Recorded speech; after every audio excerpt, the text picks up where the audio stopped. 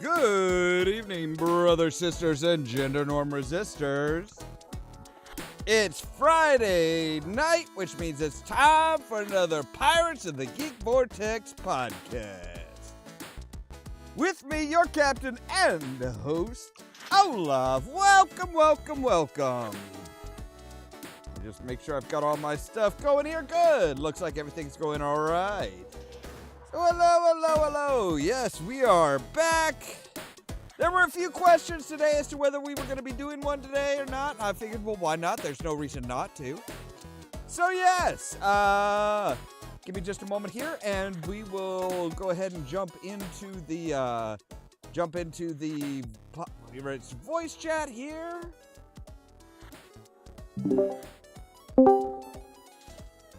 There we go.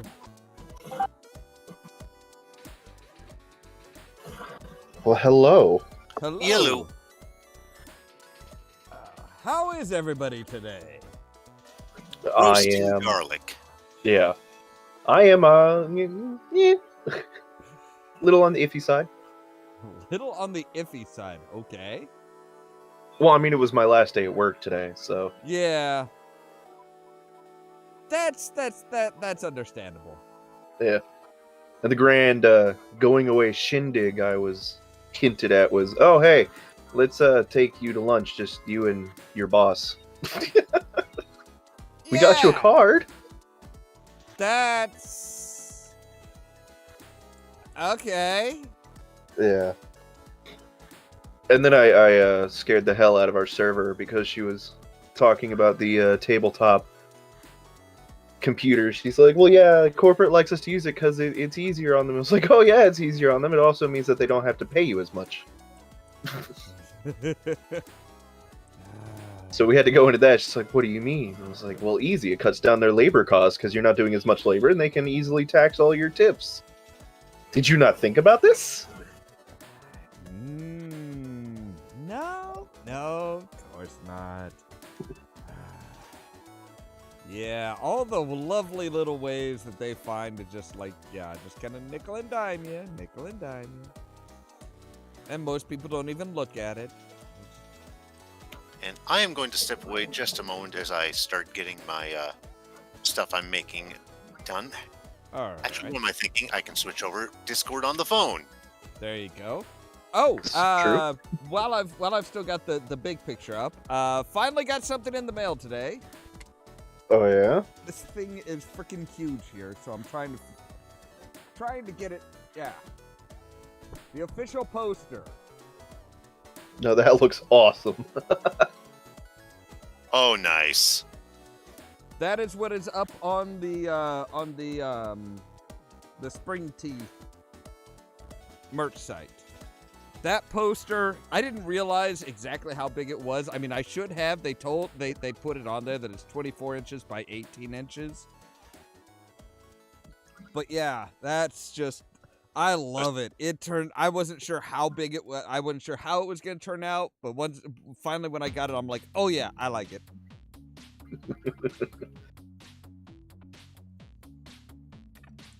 It is very, very, the print quality is fantastic on it. It is just, oh, I love it. Where'd you get this in? It's a website called Spring Tea. Okay. It's a good one for starting out with merchandising. We can also help you here locally because you know where I am. Yeah. But with them, they print them to order, so we don't have to worry about storage. They take care of shipping. They take care of actually shipping it out and everything like that. So I'm not making as much as if I was doing it all myself and finding some place to do it in bulk and stuff like that. But it saves on the headache and stuff like that as far as taking the time to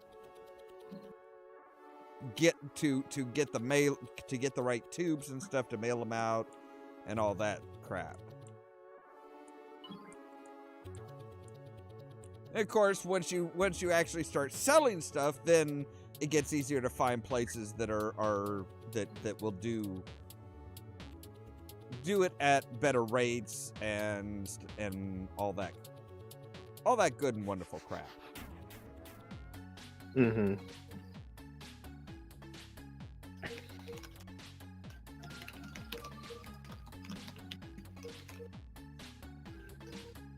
So yeah, 2022. I was expecting the rest of this year to just be quiet and stuff. Then yesterday happened. You mean Greta Thunberg erasing Andrew Tate's carbon emissions? Yeah. I am, of course, stealing a line from a popular meme, but my gods, that was glorious. Oh yeah, and just the oh no, it's not just he's been detained. No, he's been detained. He's been processed through a judge. So now they are holding him for 30 days while they continue their investigation, get all their ducks in a row. And I'm going to switch to phone real quick. Okay. But also they are the other beautiful thing is that it's like everybody's like, okay, well, fine, they're gonna hold him for 30 days. There. But it's like, yes, but that's the longest that they can extend it out for, but they can then re-extend it out at the end of that 30 days to another 30 days and another 30 days to a total of 180 days to charge him and process him through the courts and stuff like that. So it's like, it's not, it's not as Cut and dry? Yeah, it's not as cut and dry as the U.S. U.S. courts.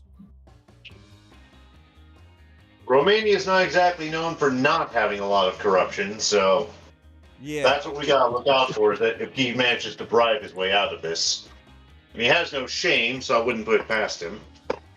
I wouldn't either, honestly, but yeah, it's one of those things where it's like, at least they're like, everybody was assuming that, oh, well, they're corrupt courts, so, hey, he's going to be out in 24 hours at most.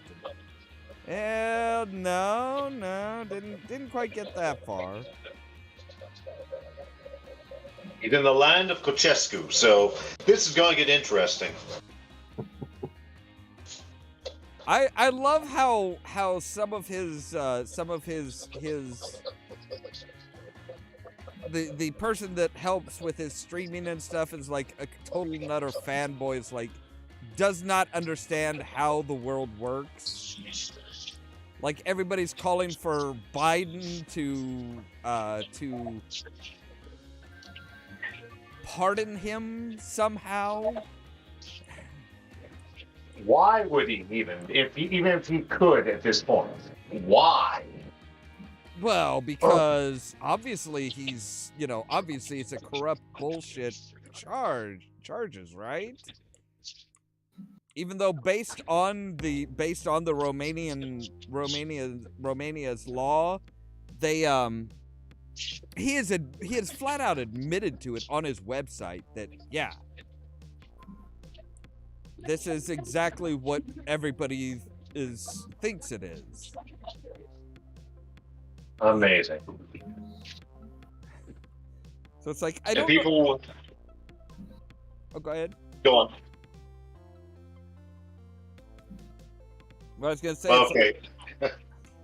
I was gonna Wow, say this is it's. going to keep going.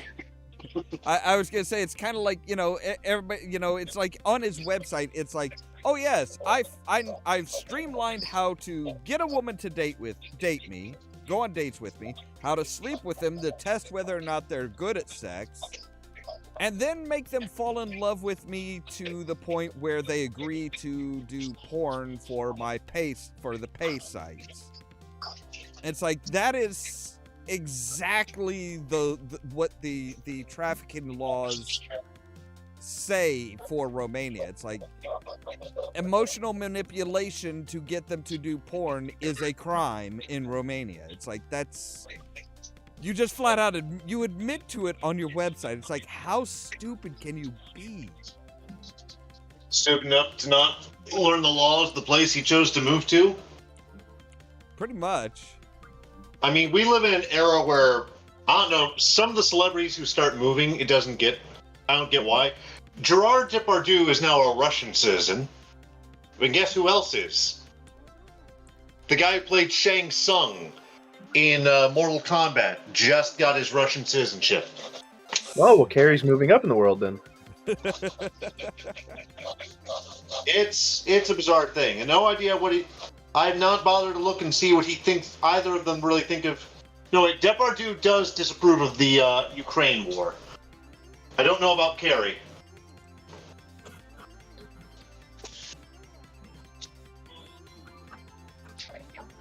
Yeah, it's just, Walking on hand so I can melt some butter in it. But what gets me is the people who will defend him and will move their goalposts. It's the same hilarious fanboyishness we've seen elsewhere. yeah. It And really you is. And it's like, why do you worship this person? How much of this is you rebelling against, not necessarily your parents, but someone? Common sense, maybe?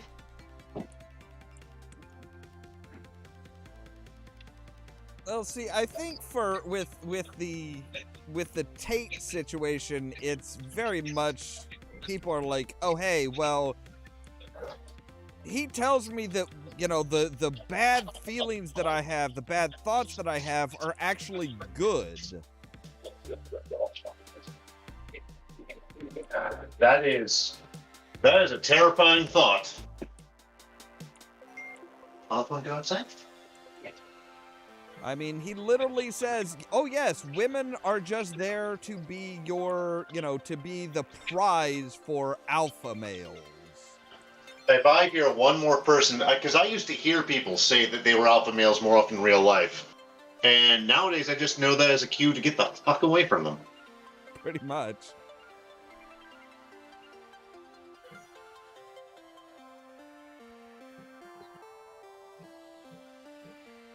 But it's kind of like between that and like the Liver King, it's like, wow, there's just There's a I had not heard of the Liver King. Do I want to know? Oh, it's just some guy who claimed that by eating only liver and nothing else and not doing anything else, he got ripped. Well, that's not quite what he was claiming. He was claiming that raw cattle organs and excessive exercise will make you absolutely ripped. Come to find out, it's all of that and a very healthy series of steroid injections.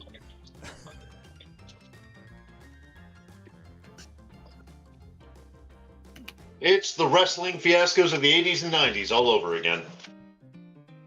Kind of, yeah. Yeah, but at least, some of the wrestlers actually took credit for it. Yeah, they weren't. Yeah, at least the wrestlers were selling entertainment. Yeah. They weren't selling, hey, buy your raw cattle organs from this website.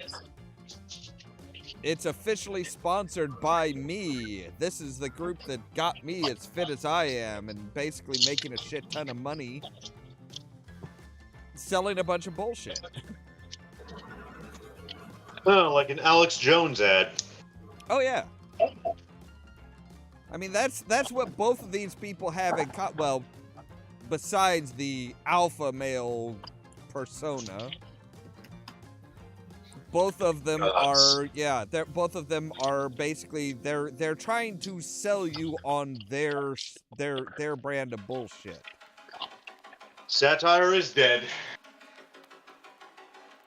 I mean, with the Liver King, it's, oh hey, buy all your stuff here, buy, so that they give me part of what you spend on their stuff.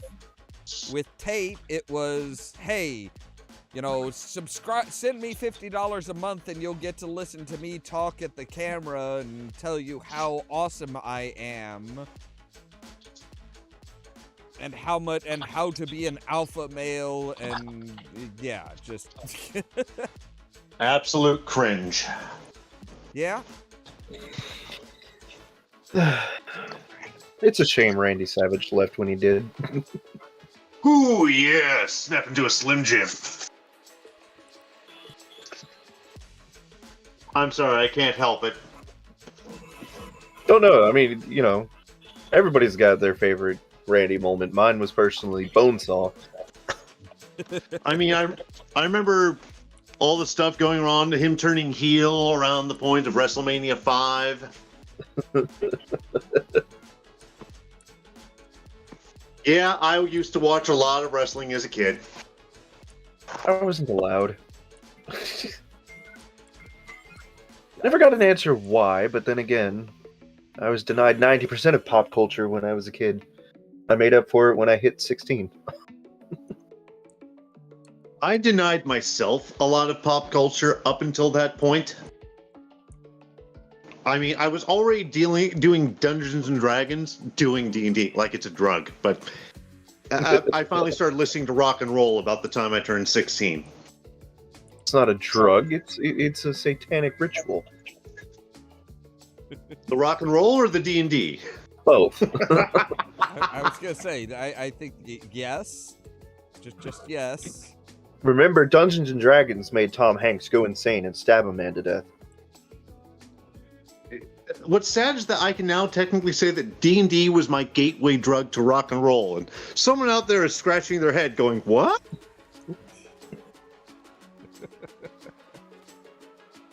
But yes, mazes and monsters. Mazes and Monsters is a far out game. I've told myself if I ever run into Hanks at the Jarling Custard Cup in one of those times he's in town, that I am not going to ask him anything about that. If you have one blemish on your career, what is it? I think I already know the answer.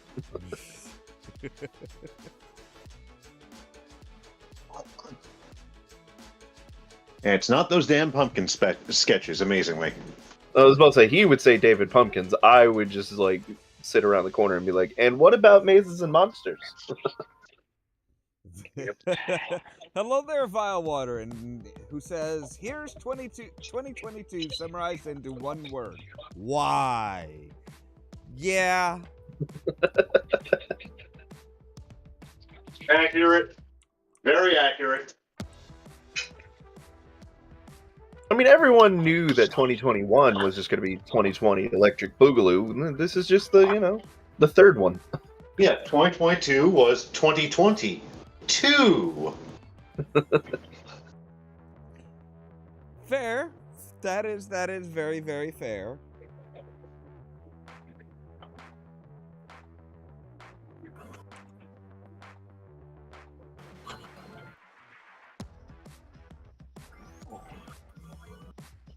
You know, Ollamh, you can't have garlic.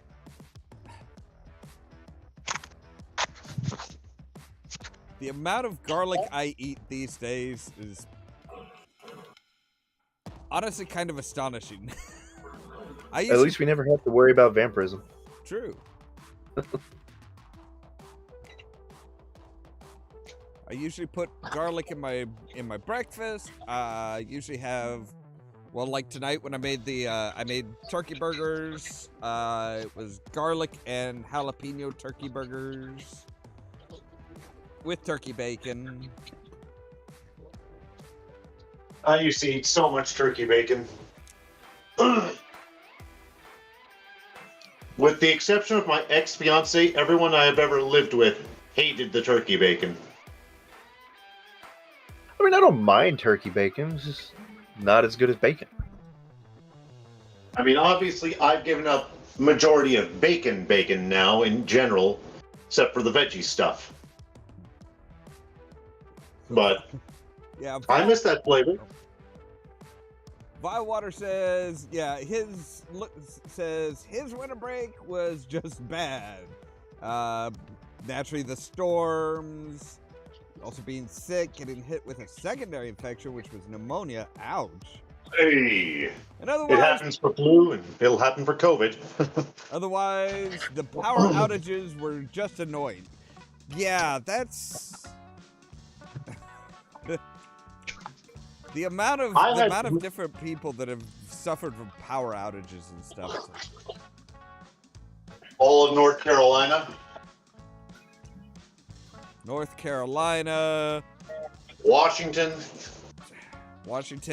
Texas. and then I didn't have power outages this year, but guess what I did have? What's that? 3 different boil orders in the space of a month. Ouch. Yeah. I'm like finally buying bottled water and going, what the hell is wrong with me? What choices have I made that brought me here? I'm really surprised about that because I haven't had any boil orders. Yeah, I had a water main just keep breaking over by my house, so it's just like, oh wow, really? Oh, okay, yeah. Again and again and again. And if this was the winter, that would have made some amount of sense. But this was in the middle of summer.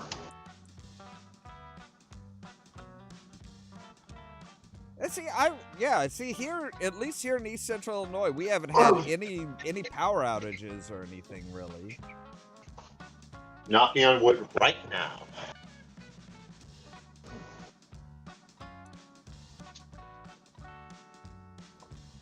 You don't need to. We're fine.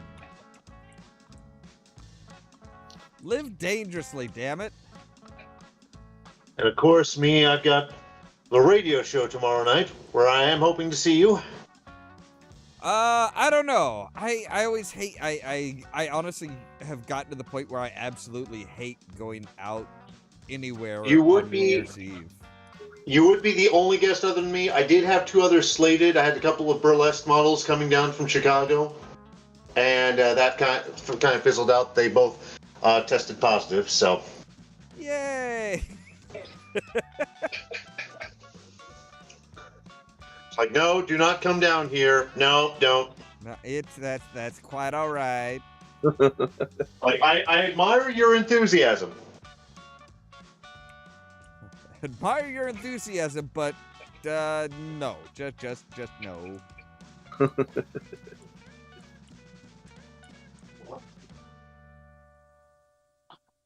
Yeah. So Bywater says, "Live dangerously, you say." When I was living by candlelight for the whole night while it was -20 to -40. Well, I mean that is living pretty dangerously. But that doesn't sound like it was by choice. Yeah. I mean, it's like no one really goes camping in the winter. I'm sure someone does, but it's not really your first choice. Oh, I know a few people that that's absolutely one of their first choices. They're like, "Oh yeah, it's winter. Yeah, we'll go camping." I mean, granted, they also go hunting, so it's not Hunting, just like I going kind to of understand, because there's certain prey that's their season, but Yeah, but when you say going out hunting and, say, you take a tent and, like, basically, or rent a cabin and, you're there for a week or two. yeah, but you have multiple purposes there. Like, you're going to be suffering, but you're going to, in theory, be bringing things home. Yeah. Well, I mean, even with just regular camping, you're potentially bringing things home. Yeah. Granted, it could be ticks or various other things, but, you're bringing something home.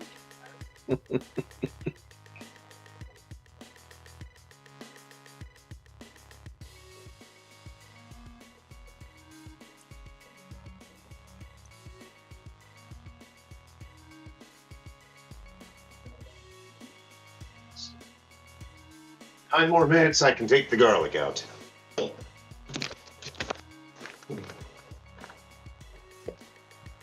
I can go ahead and start adding the cheese.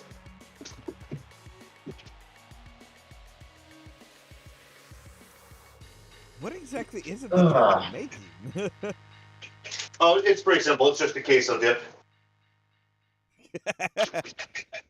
See, Vile Water just knows how to survive a power outage. Milk, bread, and TP. That's what you bring home in situations like that. Yeah. I will admit that when we had power outages when I lived in Florida, that was at least like, well, at least we know we won't freeze.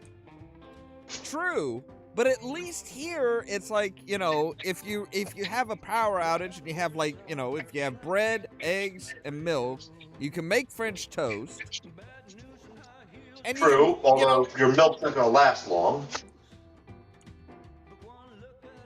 Well, it depends on where you store it. See, in Florida, if the power goes out, anything in the refrigerator is now on very limited life. Right, so you don't want to open it at all. But here, if it's, hey, it's the middle of winter and the power goes out, well, you do have the option of like, okay, we can store the milk and eggs and stuff in a box in the garage, and it'll keep it the right temperature. Pretty much. You're right, that's not something I had thought of. That's what we did when I was a kid. My parents had, they had the milk, the eggs, and stuff like that. They just put them out in cabinets out in the garage. it provided enough of a barrier for that kept it right just at the right temperature. That I could see.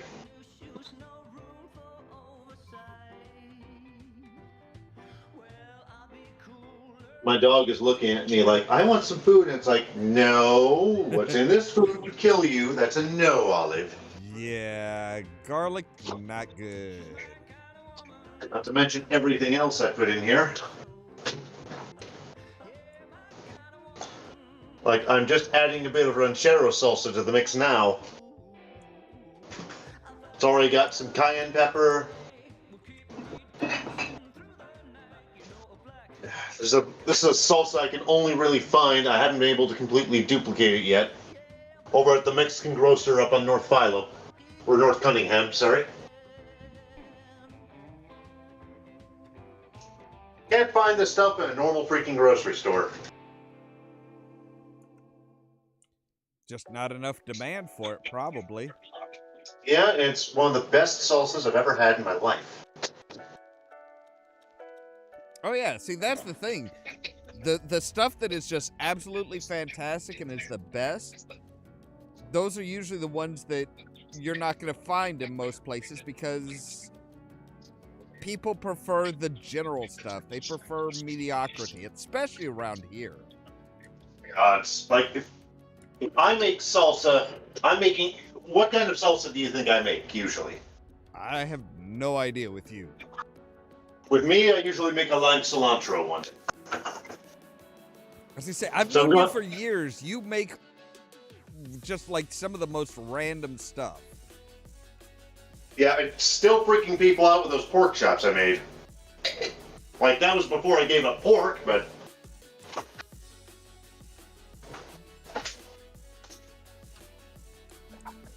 Yeah. Now that's If anyone wants the recipe for that sauce, I still make it. That's, I'm sorry, go ahead. That's one of the things that when Olive Garden was first moving out here, they got a bunch of people together and they decided, okay, well, we need to find out what type of stuff people like around here. And that's why the Olive Garden stuff is just bland and boring. That's what people like. That's sad. Yeah. We had Biaggi's, or we still have Biaggi's. We had Dom's Italian Patio. We had Botitas. Yeah, but Petitas was a bastardized version of Dom's. I know, and they started off horrible, but they got really good towards the end. Well, yeah, if you ignore the fact that they that they used food that had been sitting out on the counter far beyond when they were supposed to stop serving it. Yeah, that's why they got those first early food poisoning cases, but after they fired the morons and, gradually they were doing good, just not good enough to make up for everything that they'd done. I mean, it's hard to overcome incidents like that when you open. And yet, Evo Chinese, I got food poisoning 3 times out of the 3 times I went there, and it's like, okay, done. And they were still open.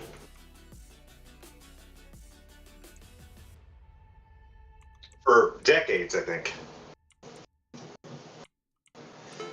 I don't That know. was- Well, yeah, they were where the old Arby's used to be in Campus Town, and then, they were the late night Chinese place before Chopsticks was a thing, but they didn't do delivery. I think I vastly prefer Chopsticks.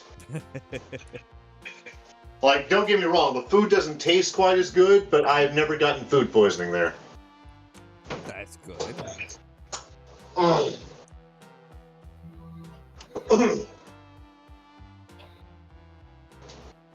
And that is one thing with food poisoning. It's like there can be so many different causes for it.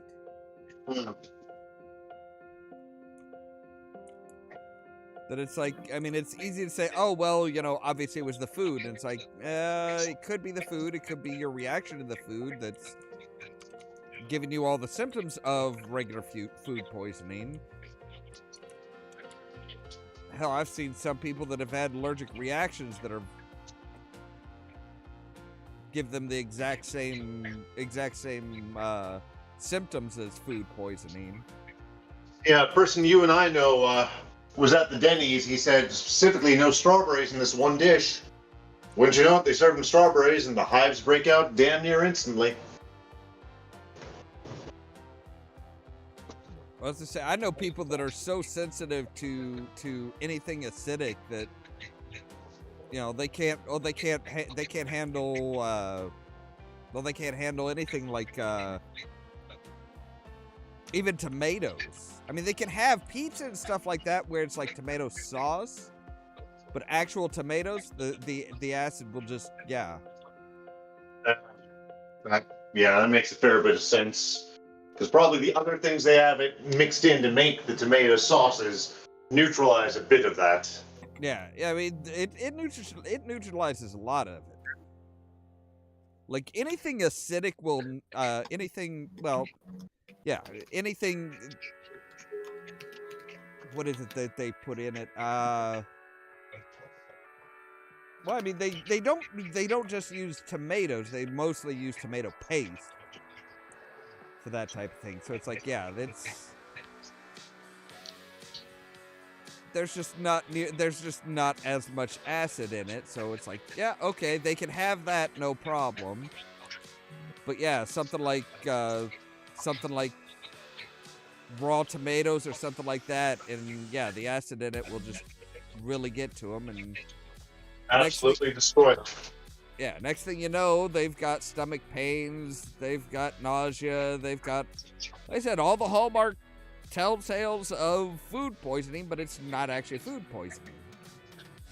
Yeah, when I had my acid reflux, it was like up in my esophagus. I thought, is my throat spontaneously generating styrofoam? Because that's what it feels like. Garlic's done. Smash that into a paste and add it to the queso. And that's how I get my food just so damn garlicky.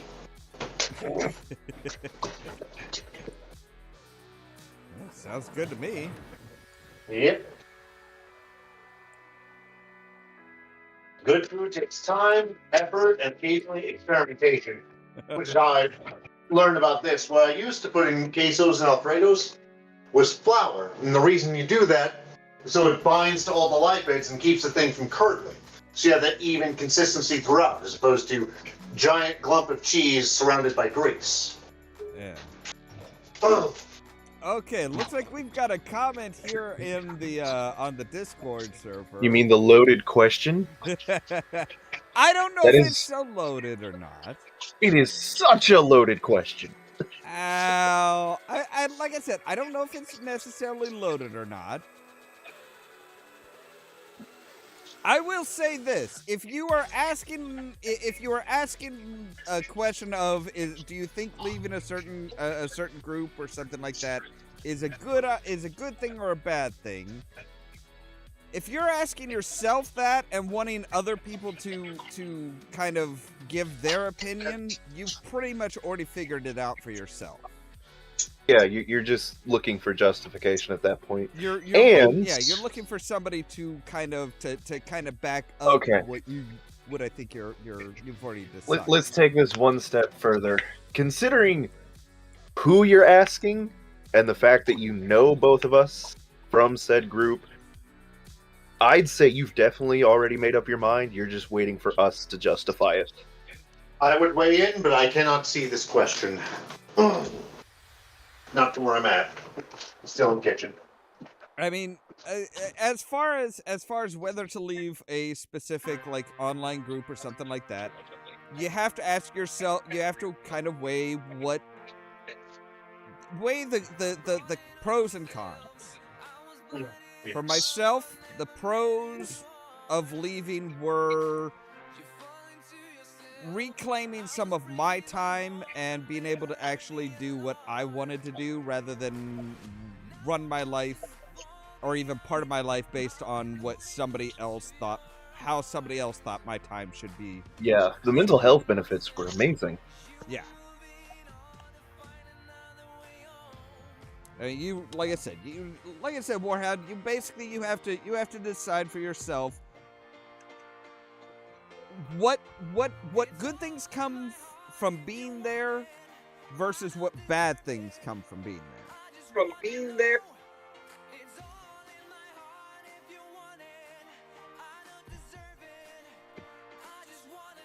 I got to my computer. Well,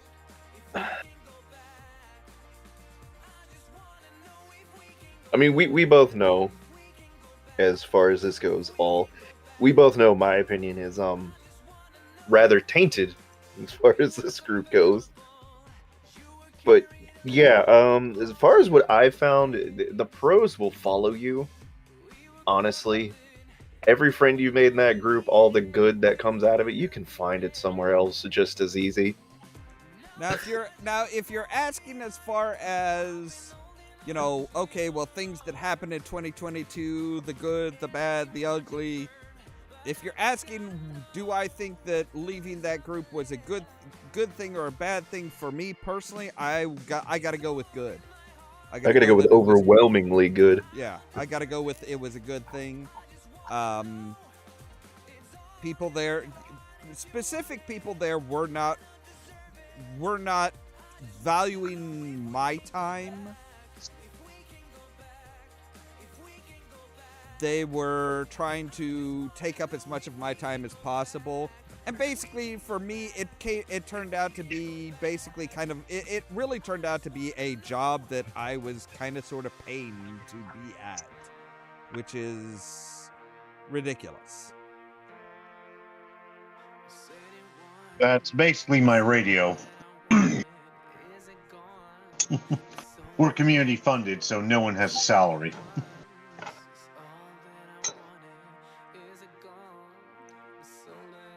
But then I'm also doing it to bring exposure to musicians, so I have a goal out of it. I don't know what this other group is. See, We've mentioned it a couple times, just not something we prefer to bring up often. Yeah, it's not something that really needs going into detail or anything like that. Yeah. Oh, I'm sure things are run differently now, Warhound. I'm sure things are run differently. But like I said, it's one of those things where things for me have been better since leaving. As for me, I mean, the two best things that came out of it are, one, another Discord group I'm in, and two, getting on this show.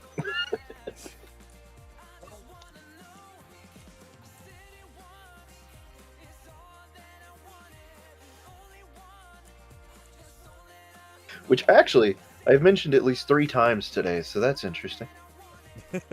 What? The show? Oh, yeah. Well, like I said, my boss took me out to lunch today. She's like, well, what are you going to do in the recovery time? What are you going to do when you can't work for a year? I was like, well, I'm on a podcast. Yep.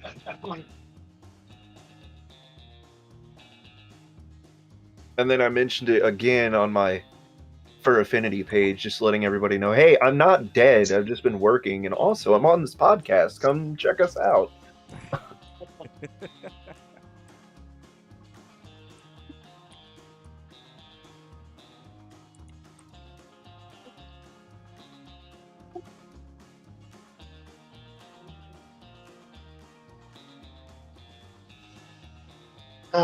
Nothing to do but let it now melt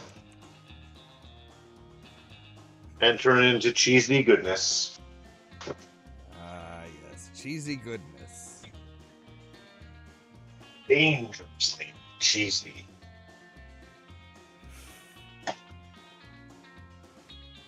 I think that's pretty much this podcast. Dangerously cheesy. What are we, Cheetos now? No. We're not quite that cheesy. I mean, we're But we are cheesy in different ways. They are cheese flavored.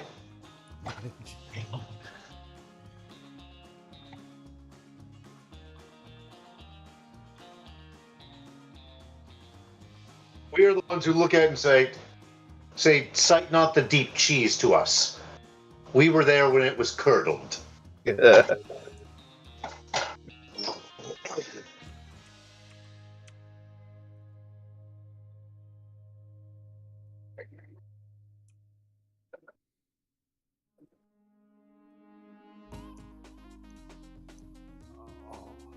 Now for the words you never want to hear out of a kitchen.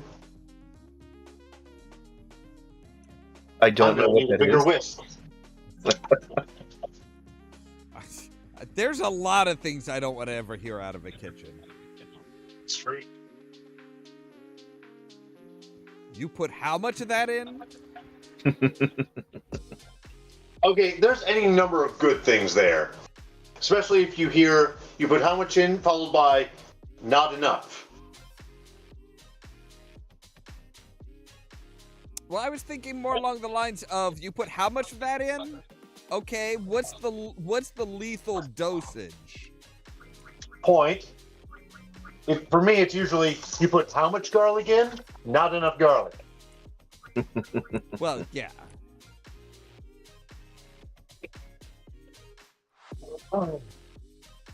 It's kind of difficult to have too much garlic in at least in my opinion.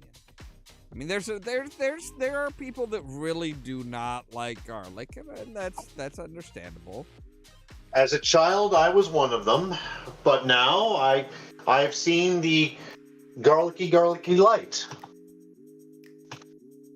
Especially now that I've familiarized myself with it and I actually had good things made with garlic, as opposed to my hometown's attempts at Italian meals.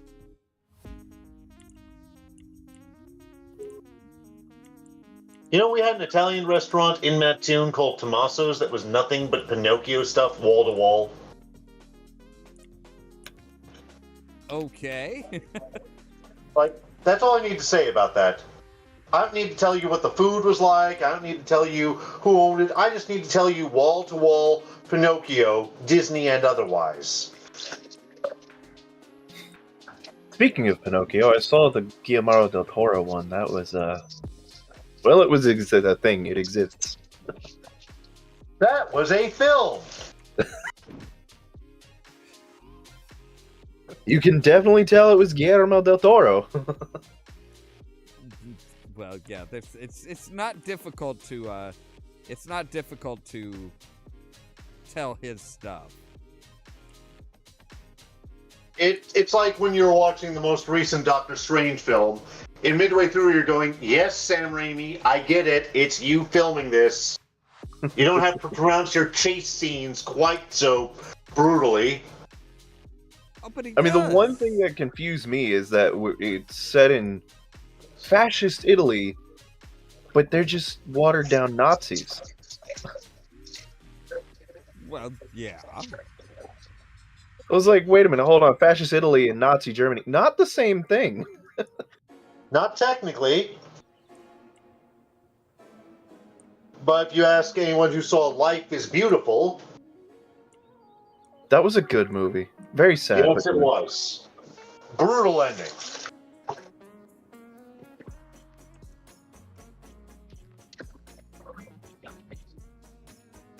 don't think I've seen that one. It's mostly in Italian, and but some of it in German and English, depending on the part they're in. But it's an Italian film about Life in a short- concentration camp. Yep, Italian family gets sent there. Oh joy. But it is an incredibly good film. Yes.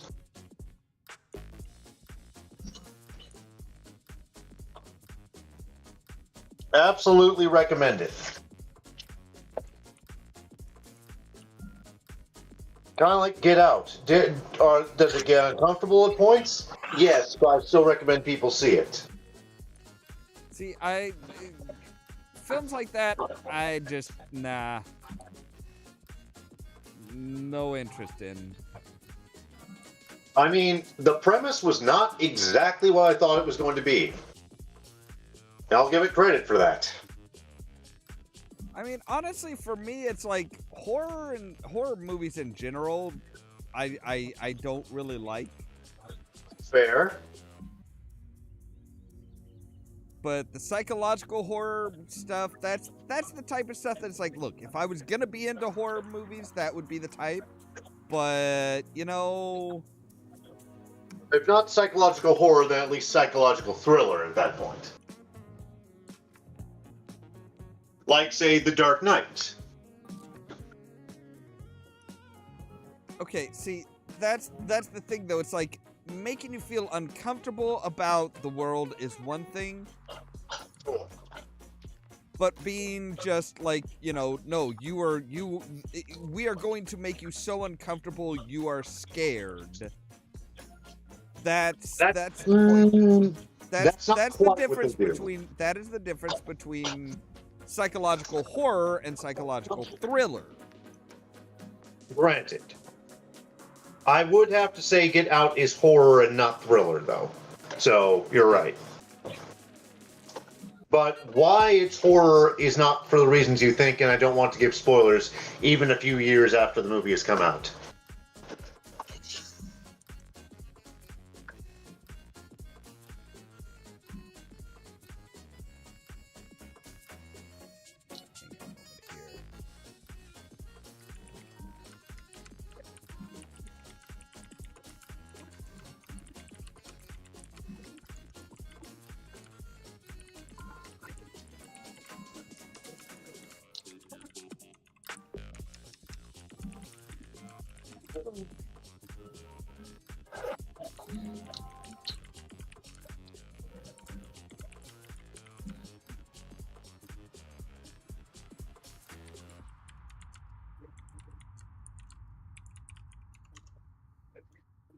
There we go. Just kind of giving somebody a little bit of heads up as far as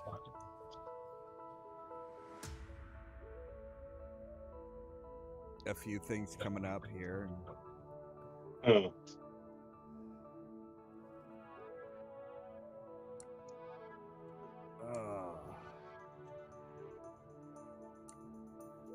So yeah, so as far as while we're on movies, so for 2022, what would you say were some of your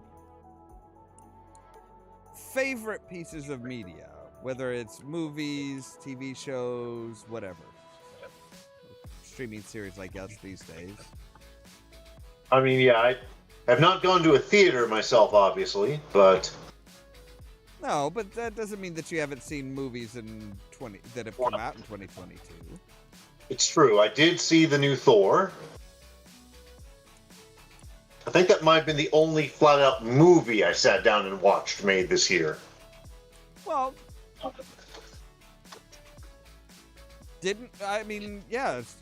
Doctor Strange 2 came out this year, didn't it? Oh, you're right. Then I've seen two. I was gonna say, I'm like, you mentioned one. I'm like, For some reason, I thought that was last year. no, I think it was No Way Home was last year. Okay. And then I've not seen any of the Spider-Man films, I'll admit. Yeah, I haven't either, mostly because I don't know if they're even if Sony has a specific streaming service at this point.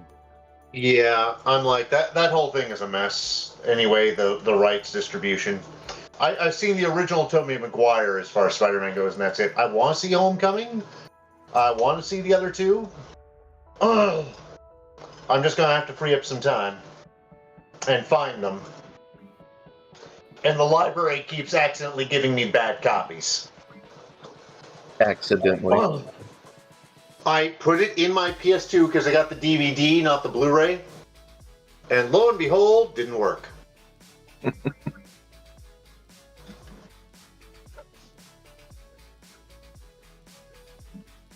Yeah, I will say this much: as far as like streaming, the streaming rights and stuff like that, that's so many people are like, oh, but if you don't get all of these streaming services, how are you ever going to watch anything? It's like, have you not YouTube? have you not heard of this wonderful little thing called like physical media? I am truly worried for the world of media on account of just years ago I went and I bought a Warhammer game called Space Marine. It was $1. I figured, okay, damn, this must be pretty bad. How bad For various was it? reasons, I had trouble playing it because it turned out it was a Steam game. All the CD did was start contacting Steam and having Steam install it onto your system. Oh, good grief. That's I literally, I have written into several manufacturers saying, look, I will pay shipping individually for physical media of your game. Please. yeah. It's But we're living in an era where games have become online service, and therefore they're released patchy, constantly bugged, and with some verification server that once it goes down, you gotta rely on pirates to play the game again. yeah.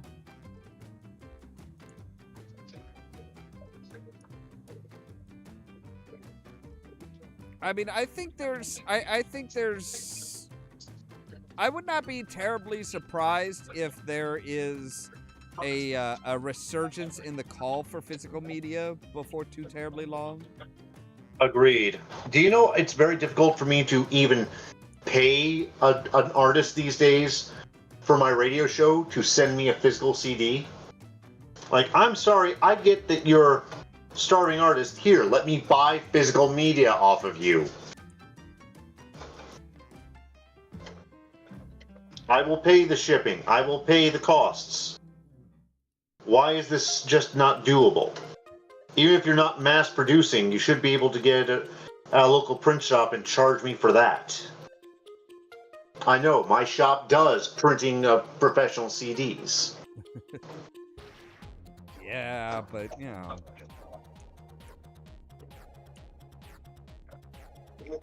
It's I mean the big issue with stuff like that, I think, is well, it's kind of the same thing as doing merch. You have the issue of where do you store it? You can't. I mean, well, you work in a print shop. How often do you say, okay, well, hey, I need I have an order for this, for a CD, so print me up a CD. Or I have an order for a poster, so print me up a poster. Fairly often.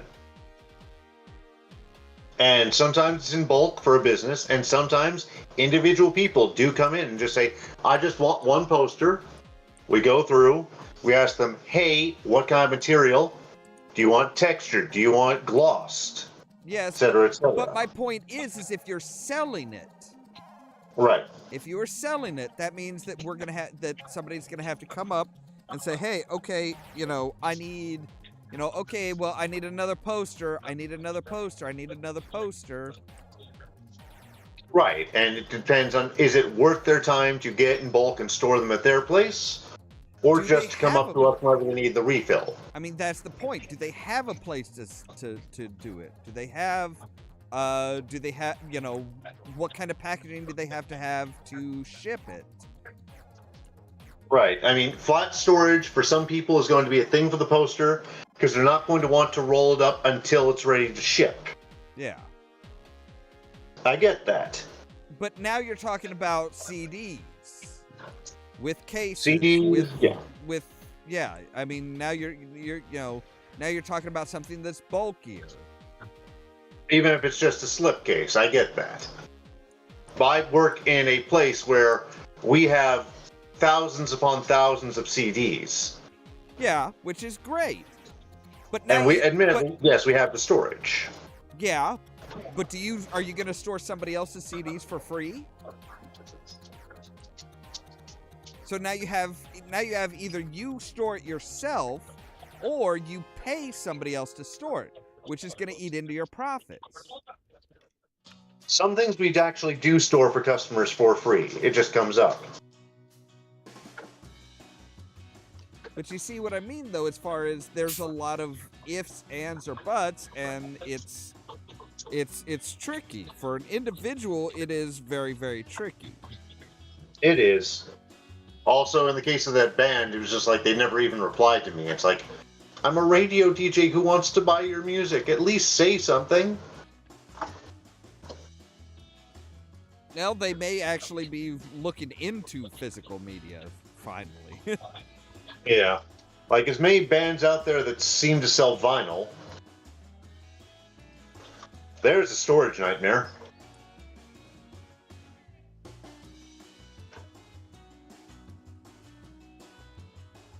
I add one ingredient to this queso I don't normally add.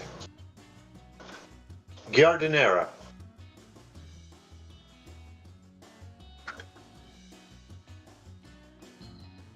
We'll see how it affects the texture with the extra oil in there.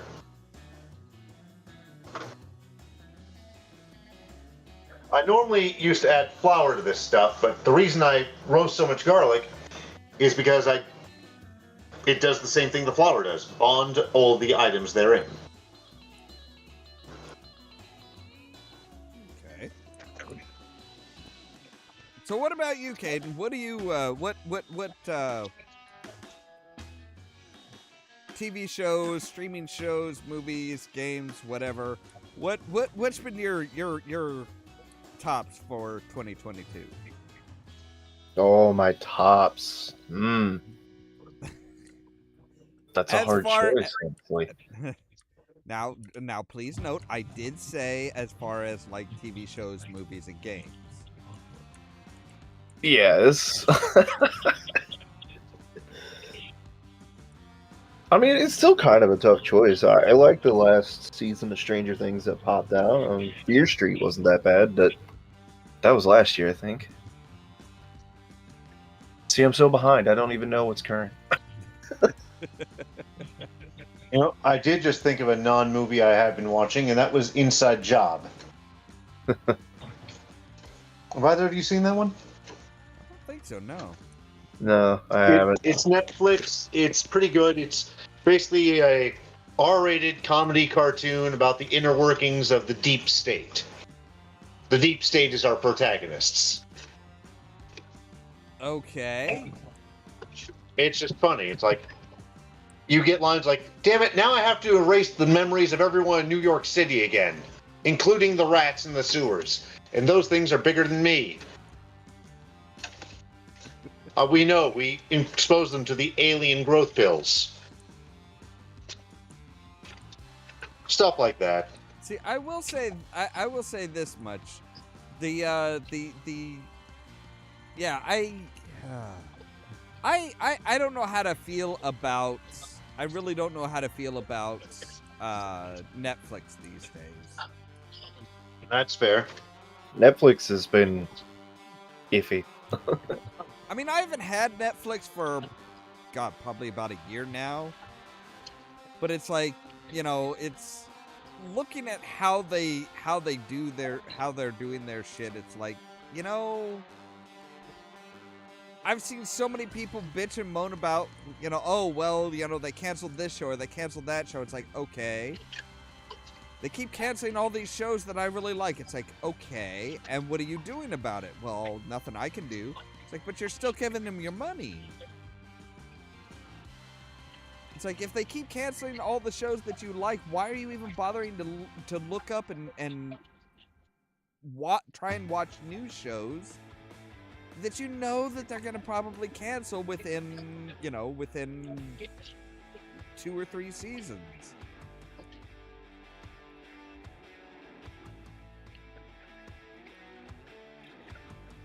Like between that, them saying, "Oh yeah, as of January 2023, they're going to crack down on all password sharing."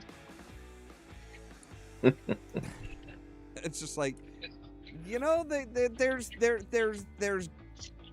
wanting to make money, and then there's just being Absolutely greedy bastards. yes, just obsessively greedy. It's like there's a fine point where it's like, look, you really gotta stop at some point.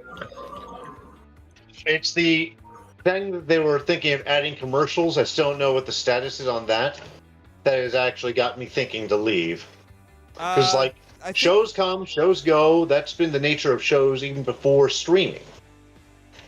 yeah, but it's Netflix. If basically Netflix, if you're not in their top 10, they are. Yeah, hey, you're probably gonna get 2, maybe 3 seasons, and you're gonna be canceled. Right. I guess when I started getting into Netflix, it wasn't for their original series, because I don't think at the time I started that they had any. I literally went in because they had the most recent season of Doctor Who. It's like, well, you got me. Okay. And after that, it was like, oh, we're putting out our own shows. Okay. Weird, but okay. Yeah, and then they started saying, okay, well, those original shows, hey, how many of those are in the top 10? Okay, keep those, cancel everything else after 2 seasons. We'll try something else. It's just not working. It's like, no, I mean, very few TV shows really take off until season 3. That's just a history lesson that they should have learned by now. Everybody wants instant gratification. Nobody remembers that you got to give us 2 seasons to get used to these assholes you want us to like. It's like the whole Firefly thing. Yeah. Well, Firefly was different. I still maintain that Firefly was a very different thing. Because Fox never wanted to make Firefly. I don't think Fox ever wanted to make Firefly. But they were relying on Joss Whedon to make Buffy, so okay, we'll give him some time. We'll give him some, we'll let him do his thing. We'll let him have his little space adventure. But we're gonna make it clear that if it doesn't do good numbers, it's gonna be canceled. And then they put it up against the #1 show of the time, so that there was no way in hell it was ever going to get good numbers. What was the #1 show at the time? Friends. I hated that show. Yeah, you weren't the only one. It was the show of its time. God's help us. I mean, come on, Survivor was the show of its time for a while. Okay, so we reestablished that Firefly failed because people are stupid. No, Firefly failed because Fox wanted it to fail. Yeah. They put it up against Friends. From the very beginning, they put it up against Friends. I'm asking myself, what NBC shows would I have actually rather watched than Firefly? It's a short list. Like Seinfeld ties with it, Night Court is like no contest.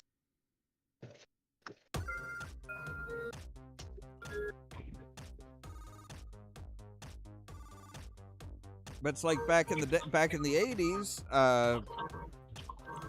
the Cosby Show was the show of its time. It was good for its time. At least I understood that. But now. But Yeah. it was also, but any show that was the show of its time was a show killer. It would absolutely, anything that was put up against it, it would destroy. And that's what the executives did. They said, okay, well, we it's written into your contract that as long as you get numbers, your show will continue. So we're going to put you up against the number one show of the time, what's known as the show killer. And basically you're never going to get good enough numbers to get renewed. That's what they did. That's what they did with a lot of shows in the 80s. Kind of like the strategic repositioning of shows like Simpsons and Married with Children and Herman's Head, going back and forth from Sunday night to Thursday night. Kind of.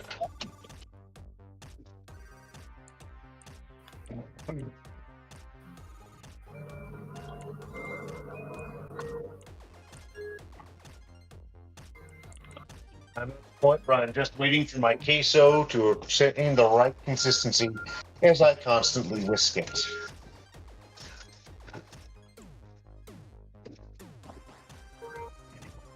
But yeah, it's always interesting to look at the ins and outs of some of this of how some of this stuff is done. It's like, yeah, there's a lot of bullshit. There's a lot of bullshit that's done in and around stuff like that. But yeah, like I said, it's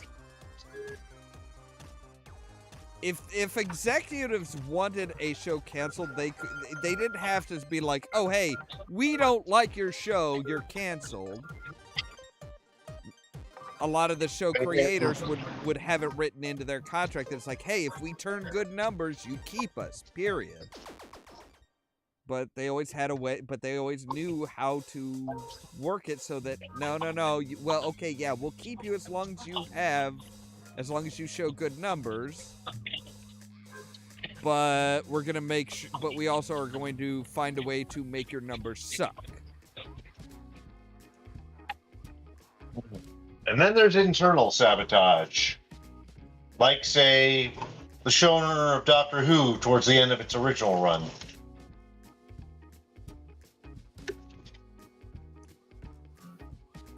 I don't know how much that was a purposeful sabotage versus ego.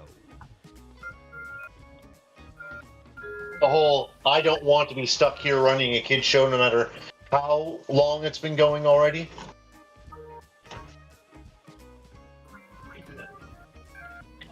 I mean, it's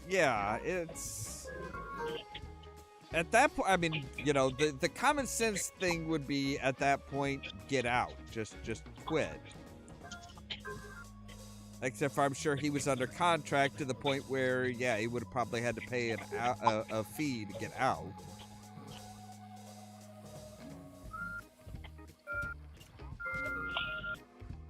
I mean, there was mismanagement for a long time with the old school Doctor Who. Yes, I was really enjoying the Sylvester McCoy era when I got to.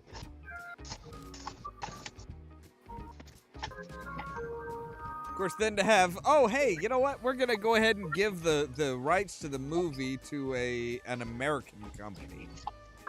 Gods. And the show hadn't even been off the air, what, 5 years? Something like that, yeah. And then we're gonna have Eric Roberts play the Master. It's fine. 14 years after that, I would finally see Eric Roberts in a performance I actually liked him in. But it took 14 years after that. Ugh. Just my reaction to that is, wait, there's actually something that he's halfway decent in? He's actually good in The Dark Knight, I think. I liked it. Alright, I need to run to the bathroom, so I'll be right back. Okay.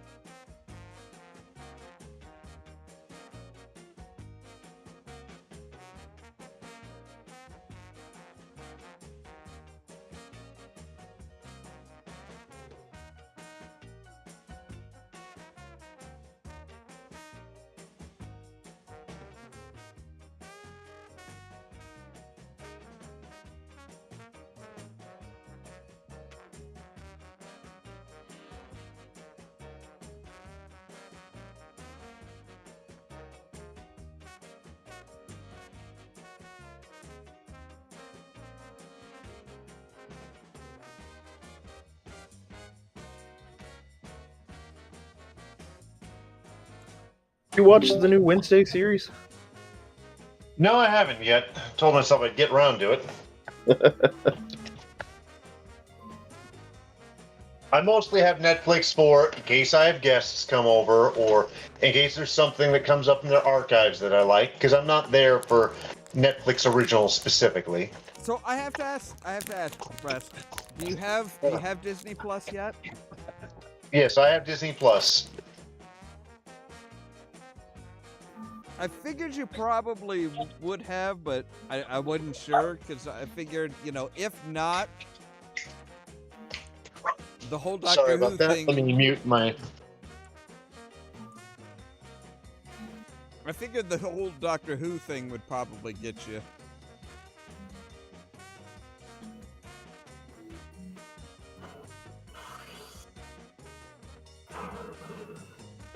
I mean, when they get Doctor Who, that'll be great. Hang on. She's still barking at something outside.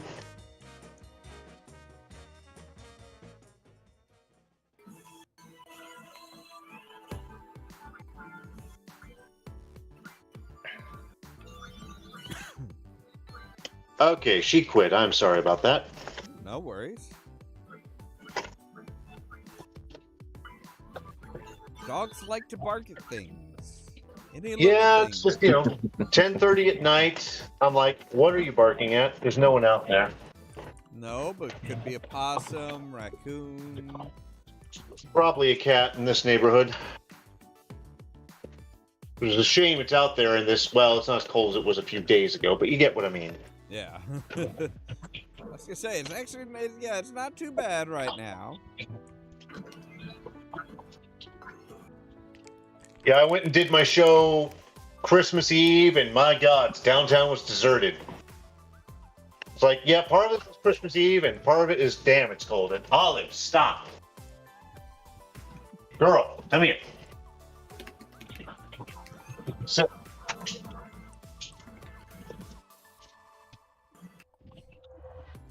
Come on, behave yourself. yeah. She's half dachshund, half greyhound, and all the little bitty issues that come up with those two breeds together. Fun.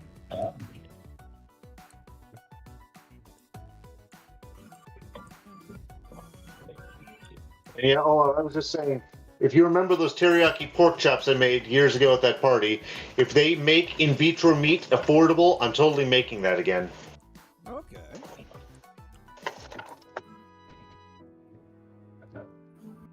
I don't know how many of those I made in one night. I don't know. I just know it got really popular at that party. Well, yeah.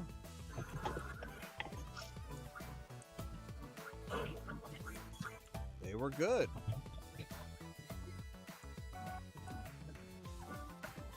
No one's tried remaking them that I know of. Because obviously I'm not working with pork these days.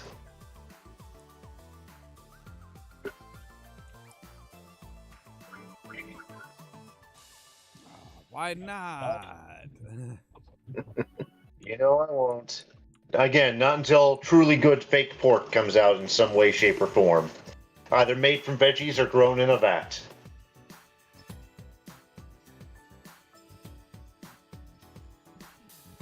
I was gonna say, it's like, yeah, I don't know. I don't know what it is. Why is it that pork is so difficult to recreate? Hard to say. I mean, we also don't know how much demand there is for pork versus, say, chicken and beef. I mean, I found vegetarian crab cakes, and that was a little surprising to see a priority of any kind on that.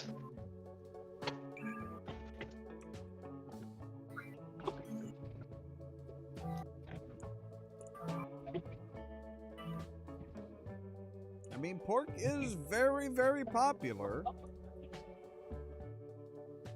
I will admit I was not a huge pork fan back before I gave it up, but I knew other people liked it, so I made those things. Yes, but Like the if it was question- a slow roasted pork, something like that, or bacon, I think those and sausage. Those were basically the only three forms of pork I liked. yeah, and those you can make with tons of other stuff. Yep. Like when I made my own sausages, I would use beef to do it. See, again, I use ground turkey. I could see that.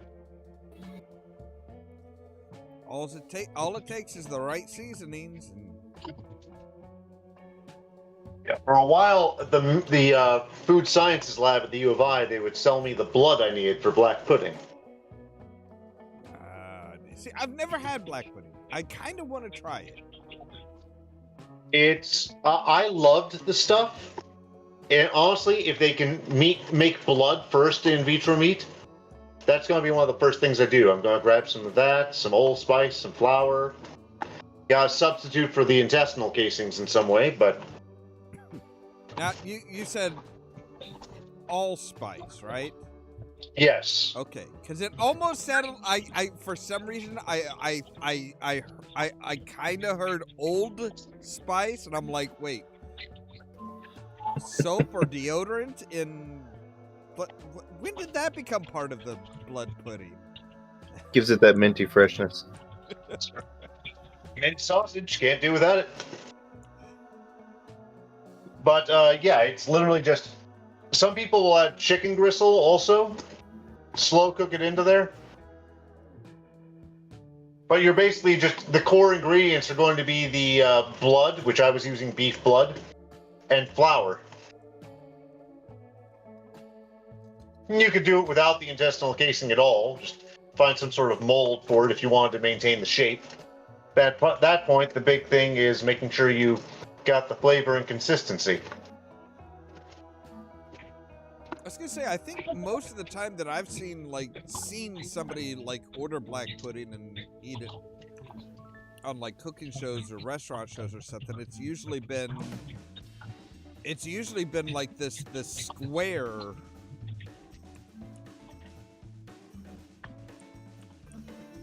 See, at home, if I didn't, it wound up round. Like it was links when I would get locally at say Dublin's when they were still around. But when I made it at home, if I didn't have the intestinal casings, I would just make sort of patties out of it. Yeah. Ollie, here. Ollie, here.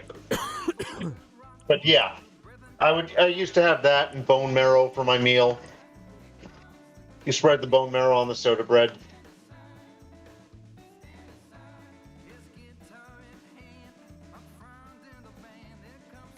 I was a big believer in you killed the animal, you eat all of it. Yeah. That included grinding the bones down to make jello, after all.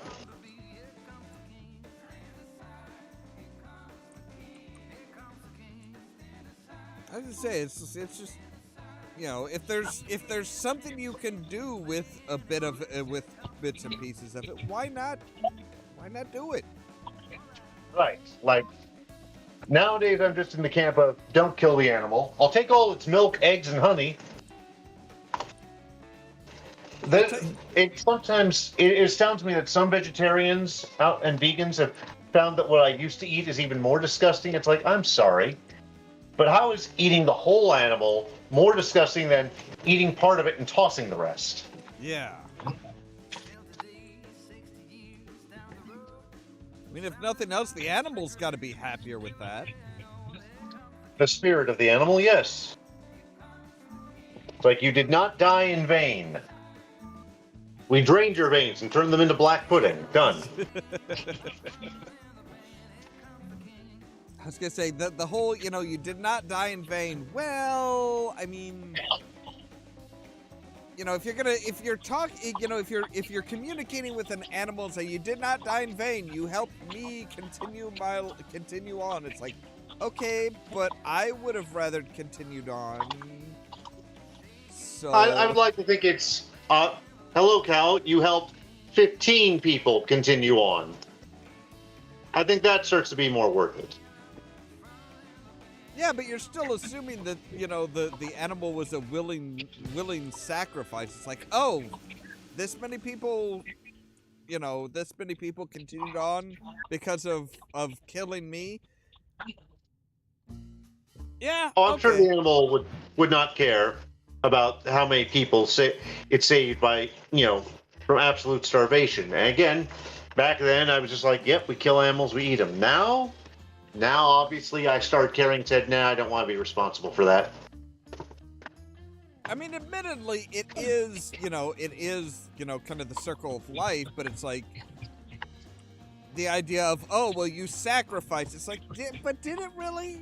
Was there any sacrifice there? Because did you stop and ask the animal, hey, can I kill you?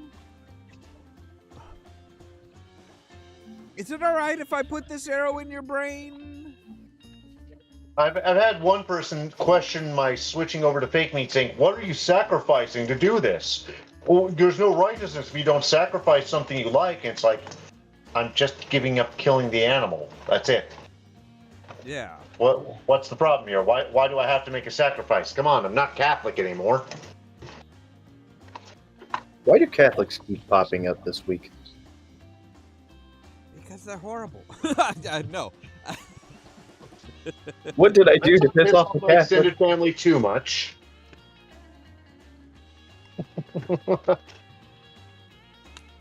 What you mean the news with the God, what was it? Benedictus is dying. I mean, we're all dying, but he's just Well, kinda going a it's bit coming sooner for faster. Apparently, he's dying faster. Yeah, he's going faster than expected.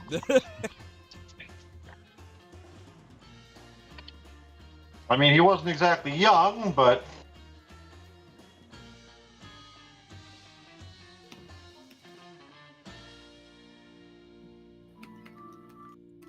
I just love how, I just love how religious people in general, I'm just going to say religious people in general are always like, oh, this person is not doing well, pray for them. It's like, but what if this is God's plan? What if this is God's plan that it is time for this person to die?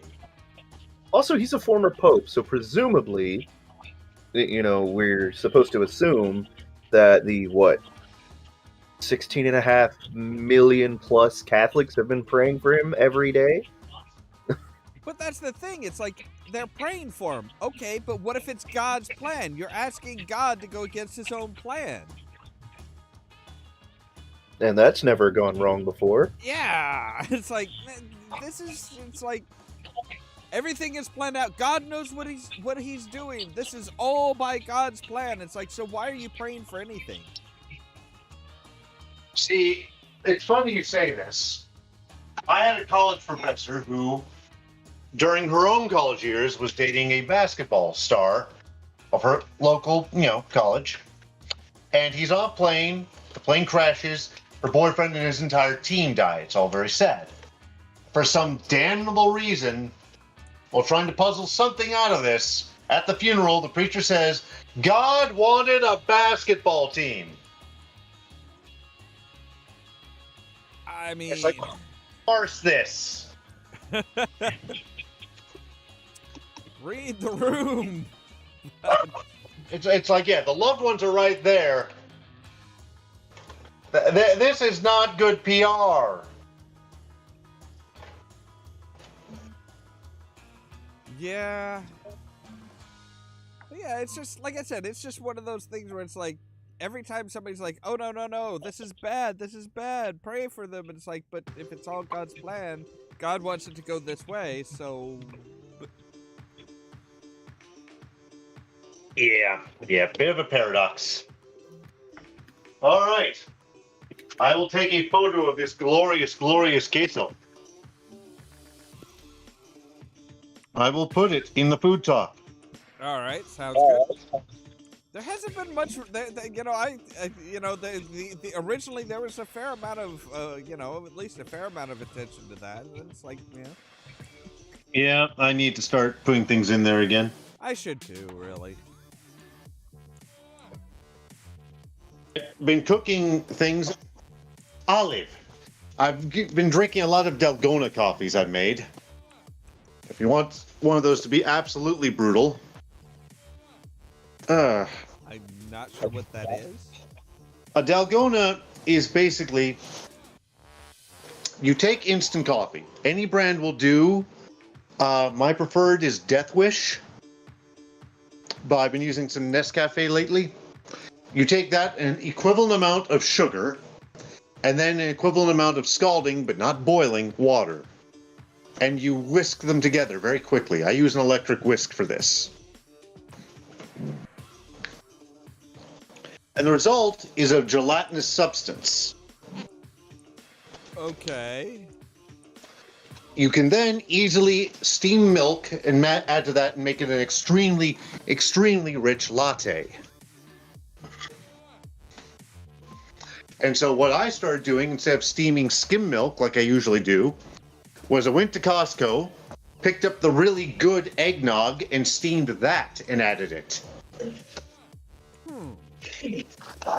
And it was absolutely divine.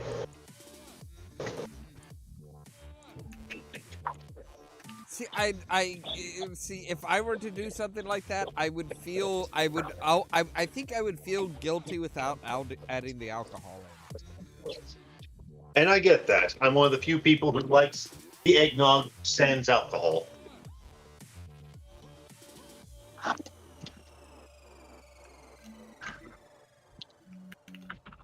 just don't see the point. But for me, it's a very rich, very sweet drink.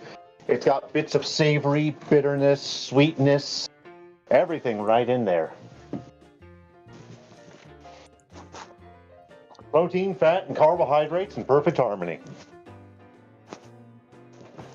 See, I've been tempted to try the to kind of try like the basically what the bulletproof coffee thing is in essence. Not like I'm so not fucking paying them for their specialty mix and stuff like that. Yeah, I mean, I've got two things. I'm a coffee snob, and my important thing basically is primarily, am I getting this fair trade? And yeah, I get that makes me something of a damn hippie. Something of a damn. Yeah. But then I'm like, okay. If I can get something interesting and locally roasted, locally flavored, hey, great, bonus. We've got some nice local coffee shops for that here.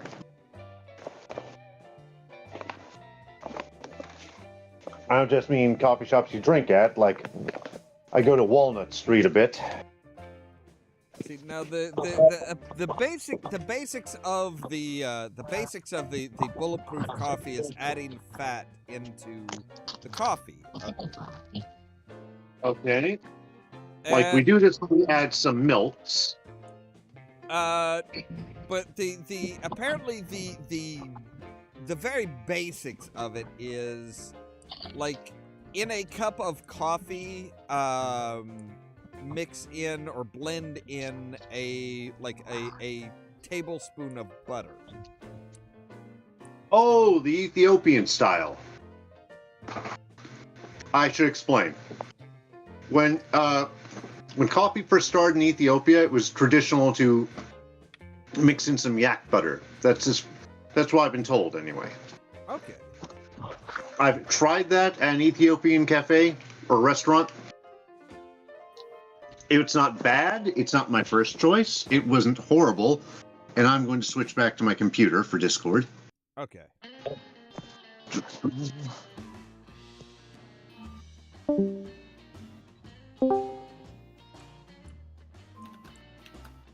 But yeah, that's the first time I've heard anyone call that bulletproof. I've just called that. That's the company that like makes a specialty like mix that they send out.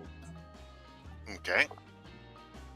But yeah, basically it's take a cup of coffee and blend in a tablespoon of butter. Now maybe the type of butter that you use will make a significant difference. I'm not sure. But the trick is the trick is, and this is something that they don't really tell you.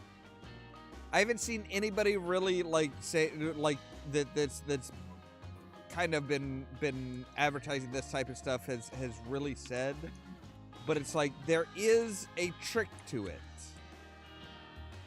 When you put it in a blender, make sure that it's a blender that you can take the top, that you can have a hole at the top while you're blending it. It has to have some sort of a vent because you're blending a hot beverage. If it's a sealed blend, if it's a completely sealed blender, you're adding, you're adding a more heat to an already hot beverage. That's going to increase the pressure on the container and could potentially explode your blender. It's the same reason why you never blend a carbonated beverage. Guilty. It's generally not a good idea. Diet Coke with half and half.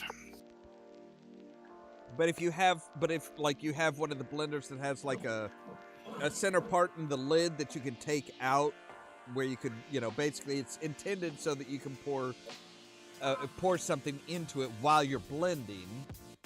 That adds the excess gas that you're producing can escape out there. I saw firsthand what happens when somebody decides, hey, I'm going to make another margarita, but this time I'm going to use 7-Up. And doesn't take that out. It's a mess. Of course, it didn't help anything that they were using a blender with a glass container. Oh, gods. Yeah, it shattered like crazy. I was like, oh. Glad I was on the other end of the room.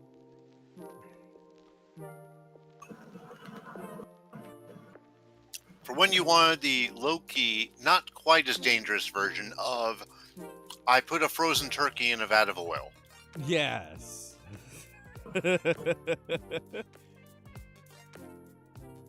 I mean, it's not as dangerous. It's still pretty dangerous because you got, bits of glass flying around at high velocity.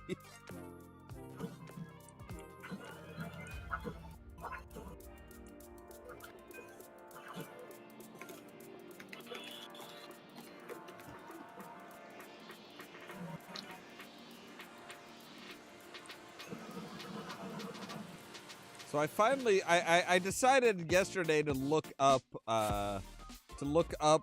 what I was doing, to look up some strategies as far as the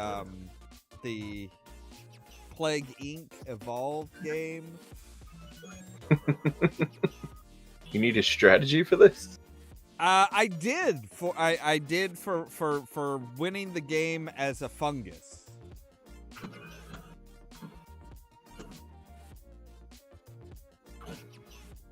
Well, hello, Gamers Grotto.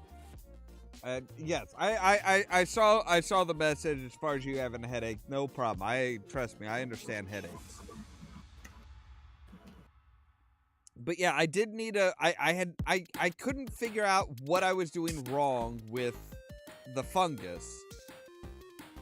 And what did it turn out to be? I was letting it evolve. I was letting it evolve symptoms. And I should have been de-evolving the symptoms until it had infected everybody. Ah. Because it actually tells you that fungi in general are slower to spread. So basically, it wasn't even spread throughout half the world before it started developing coughing and insomnia and stuff like that. So it kind of alerted the human population that, hey, there's this nasty thing going around. Maybe you should look into it. And the key is to literally just infect the world before evolving anything that is going to alert people that there might be something there.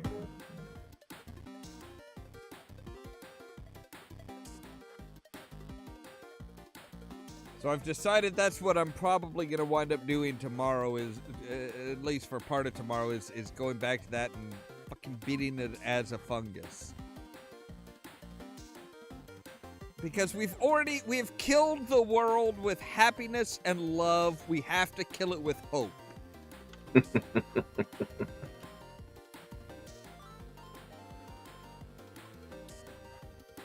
It is kind of poetic that, you know, we were having such a trouble killing the world with hope. Humanity was very quick to get to cure hope from the world. But see, that's the thing about hope. It's silent and creeping. That's why you need to make your fourth try a new hope. No. Not a new hope. No. We're just gonna go with good old-fashioned hope. Not the Hope Strikes Back? No. I'm sorry, the Vampire Strikes Back. There's something there's something nice about seeing it say, hearing that, hope has killed thousands of people.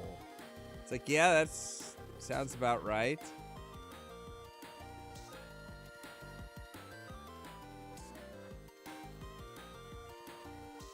I still thought it was just beautiful that one of the countries, when we were working with the virus called Love, that one of the countries had the Festival of Love.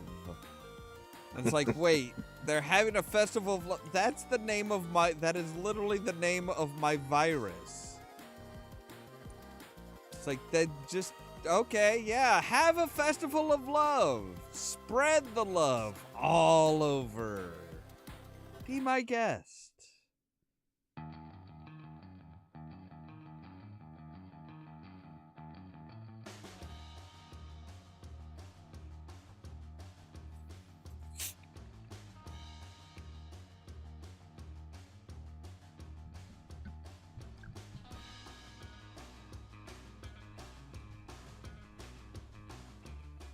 Then I'm kind of torn. I'm kind of torn as to which game to go to next after that.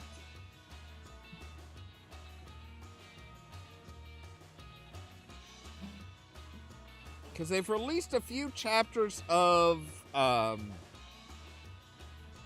god, what is it? It was something like Watch of the Druids or something like that. Night of the Druids? Mystery of the Druids? No. Oh. I don't think it was Mystery of the Druids. It was... Was it the one with what looks like a screaming druid on the front? No, it's Plot of the Druid. Plot of the Druid. It's an indie game that's kind of an homage to all of the point and click adventure games, with more than a little influence from Terry Pratchett's Discworld.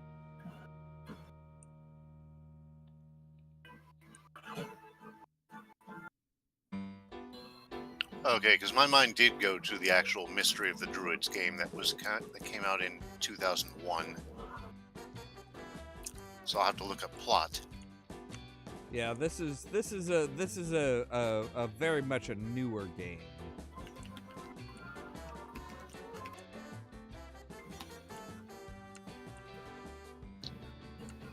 It's a fun, like I said, it's a fun little game. I played their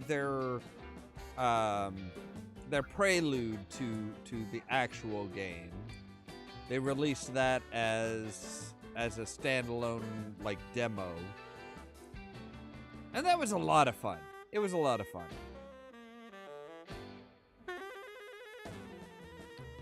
But apparently there's a lot more to it than what we've seen so far.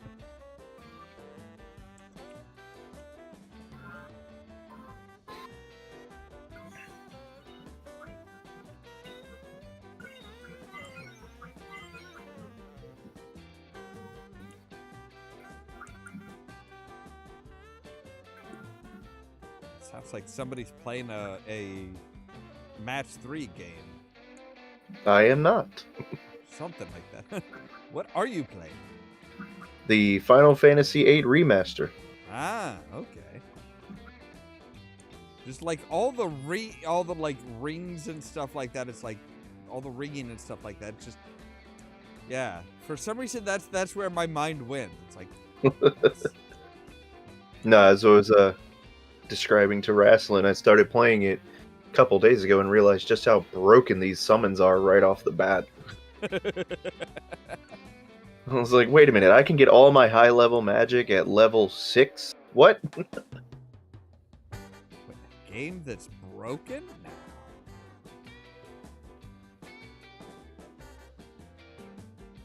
So now here I am at the level where I'm supposed to be maybe level 12, level 13 at the most, so I'm level 35. Well,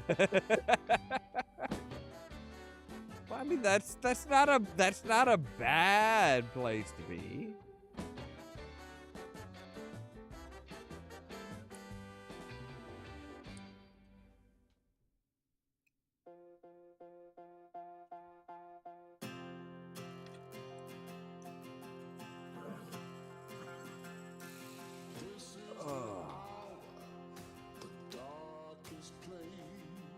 I don't know why it seems like I don't know why this time, like right now, my sense of time is like completely out of whack. As far as what? Well, as far as like right now, it feels like we should have been going for like 3 hours. We've been going for about 2. Hmm. And it's been that way Lack of all sleep. day. Like what? Lack of sleep. I actually got like 10 hours of sleep last night.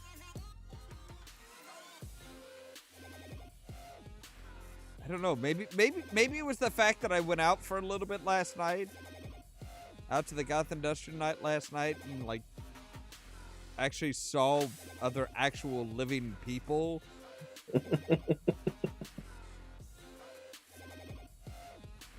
And of course, like every other time this year that they have had something, I've gone later. Everybody that I know has gone earlier.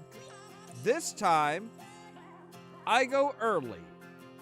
I go like half an hour to, I think 45 minutes after they started. And nobody there. Like, nobody that I know is there. Well, okay, a couple people there, but it's like...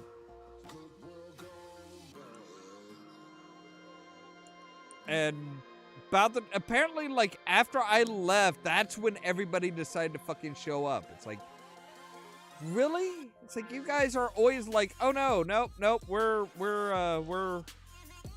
gonna wait till, we're gonna get there early. We gotta work in the morning. We're gonna, it's like, did you have to work tomorrow? Yeah, but so, fucking,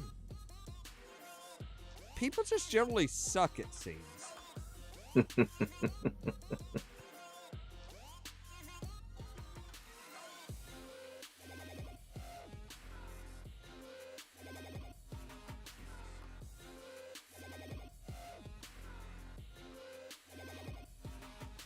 Yeah, I don't go out because I have some old drama in the scene that I just don't want to deal with. That's understandable. Although actually your name did come up a couple times last night. A couple people were like, "Well, I'm surprised that this person isn't here." And it's like, well, yeah, there's some people around that. That I banned when I ran a night, yes. Yeah, it's like Ras probably wouldn't want to talk to this, wouldn't want to see this person or that person. The person who broke into my house is not someone I like to see continuing to breathe, no. Yeah, I can't imagine why.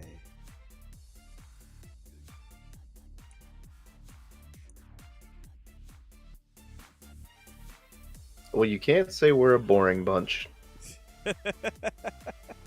That you are not. What got me also was that people started defending him no matter what ridiculous lies he was telling. So it was like, I got my early peek at Trump cult. Yeah. No, we'll call it a Musk cult. That seems more fitting right now. Yeah, I was gonna say that's.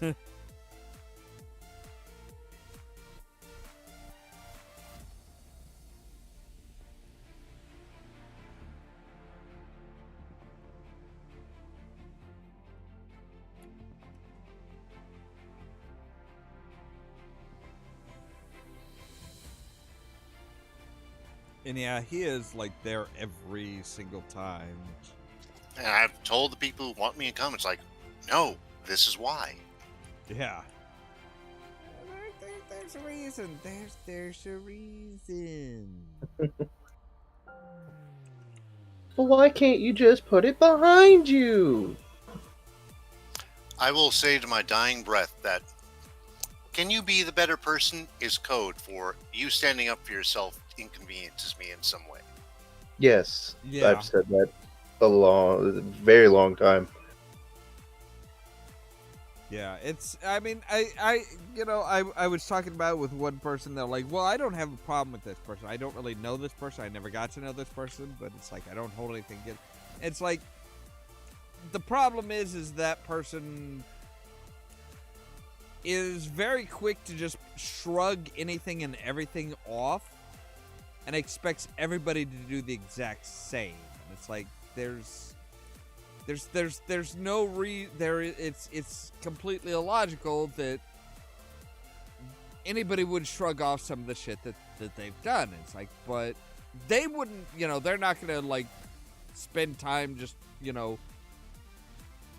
they're not going to permanently hate somebody for doing some just god awful shit, and they expect everybody else to just shrug it off. It's like, but wait, you're the one that did something wrong. It's like that's how sociopaths think. And I'm not going to say I'm using that term out of turn.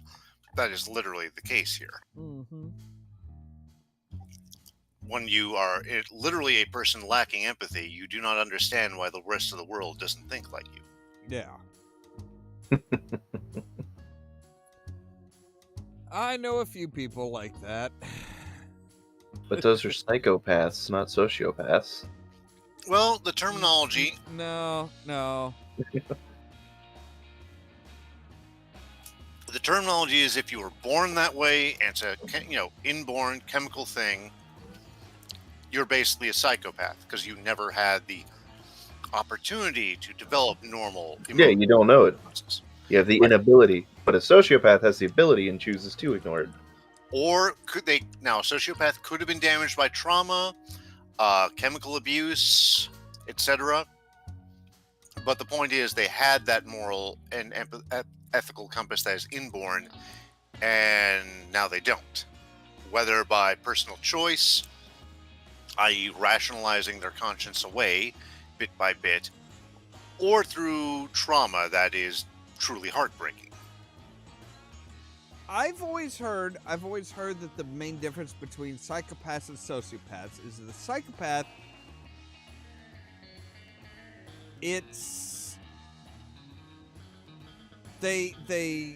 a psychopath doesn't necessarily know that they're doing wrong. There is something broken in them that doesn't tell them, hey, this is wrong. Whereas a sociopath knows that knows right from wrong, but doesn't care.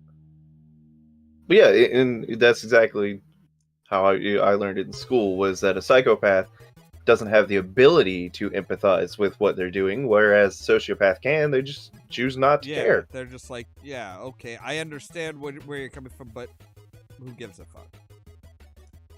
Yeah. That was right before my teacher looked at me and goes, you display sociopathic behavior. Oh, thanks. But this is also why, if I had to trust a psychopath or a sociopath, I'd trust the psychopath for one simple reason. They've had their entire life to understand and get over, to some extent, their antisocial personality disorder. Yeah. And if they've been trying to fit in, it means that they're going to try and at least emulate a quote-unquote working human being as best they can. Yeah. I could see that, yeah, because it's like okay, they know that there's something broken. It's kind of, I mean, this may come out a little controversial, but it's kind of like the idea of somebody who is on the autistic spectrum. They don't necessarily They don't necessarily understand the emotions that somebody is displaying, but in order to fit in, they will adapt. They'll try to emulate and mirror somebody's reactions to things.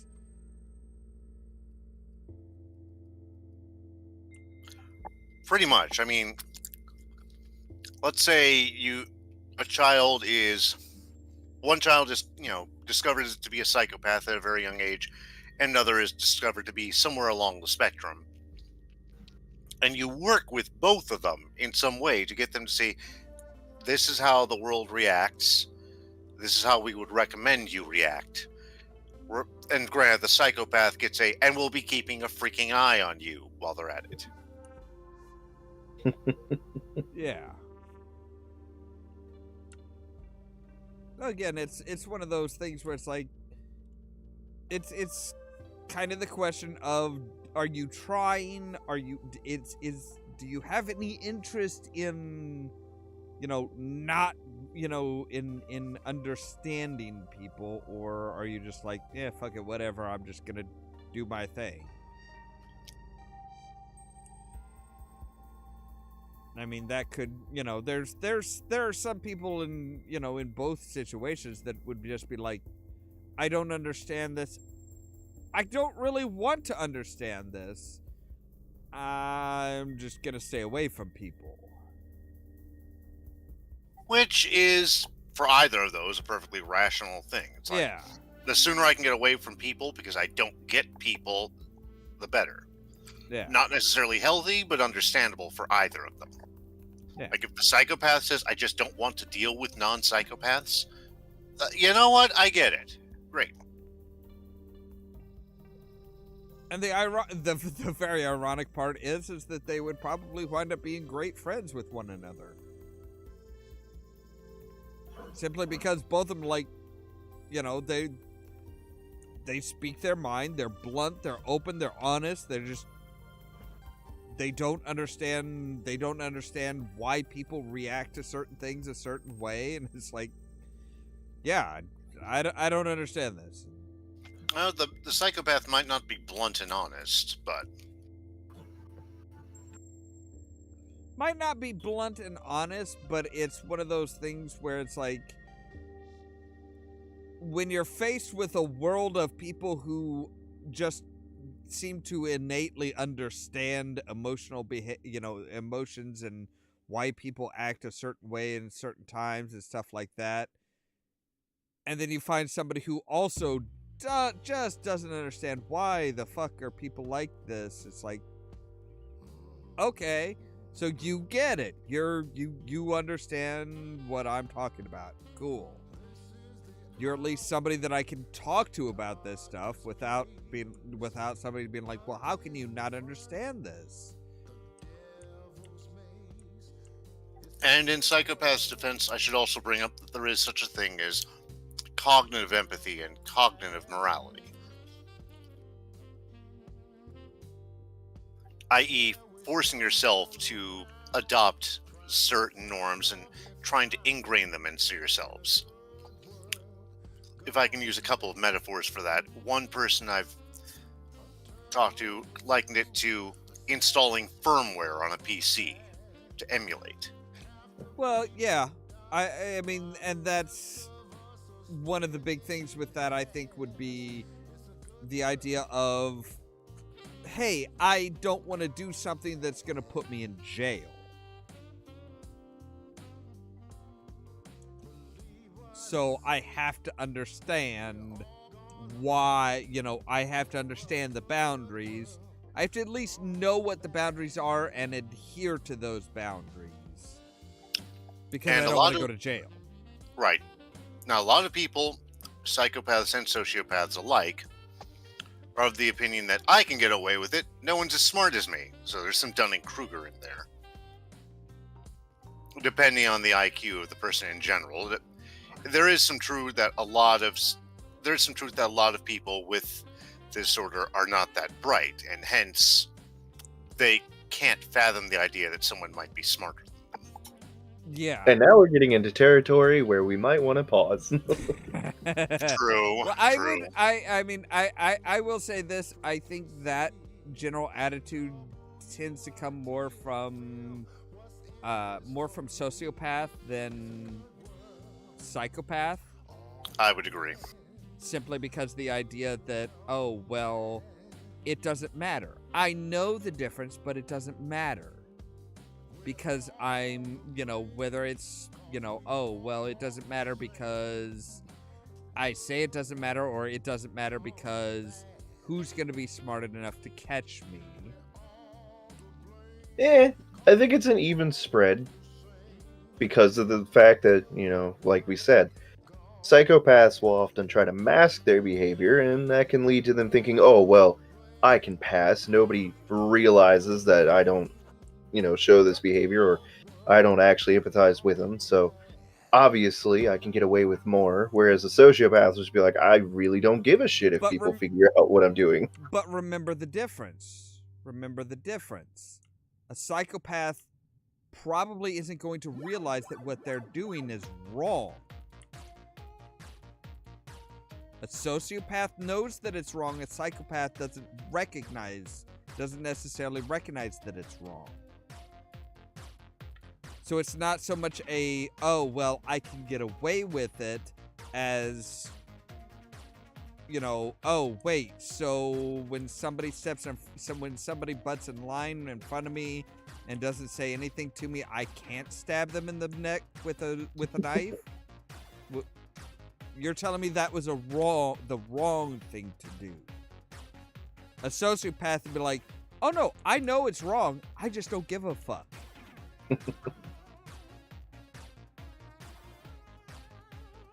That's an important distinction that you really have to keep in mind with something like that, because that's.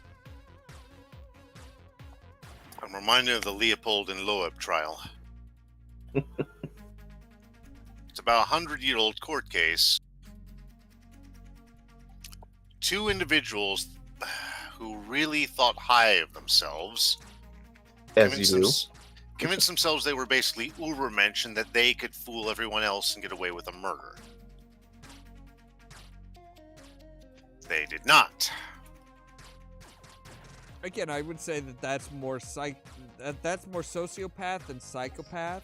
I would agree, especially given the background of the individuals.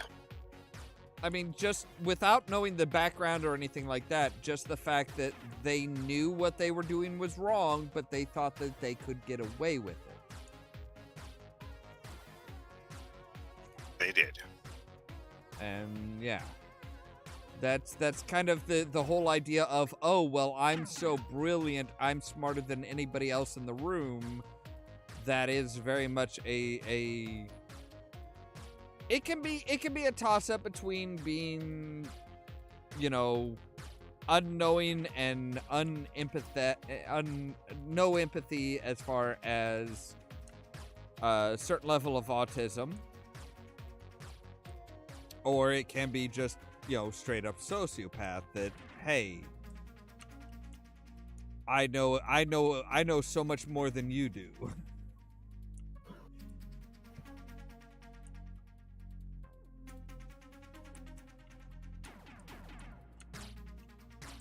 And I understand why you're kind of, your comments earlier, Caden. I do fully understand why you're saying maybe I don't give a fuck. I just don't care. Yeah, No, it wasn't that. It was just, that's a subject that you and I could go on and on about and give specific examples, but oh no, that would be playing our hand. I'll straight up say it. I don't give a fuck. Yeah, I know somebody. I personally know somebody who has. Oh yeah. Oh, I'm so smart. Nobody can pull the wool over my eyes. Oh, don't worry about it. Oh yeah, we both do. Boast their IQ and being like, oh yeah, nope. I know everything that needs to be said. Your IQ's in your ass though. Yeah, it's like. And the biggest problem is they thought they were the smartest person in the room, and then they picked a fight with me. They picked a fight with you, and then they tried to manipulate things around me and thought that I wouldn't notice? It's like, okay, my friend, you're going up against a true sociopath and the one person who knows you better than anybody. Did you really think this through? Yeah.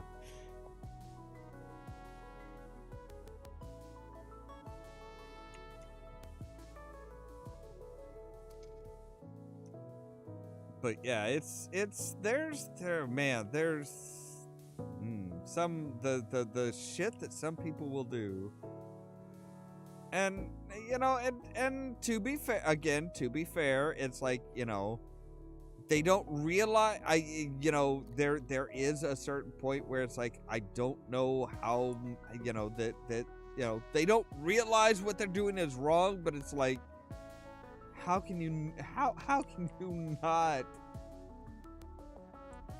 It's like, okay, so you might not realize what you're doing is wrong, but when somebody tells you, hey, what you're doing is wrong, fucking listen to them. Mm-hmm.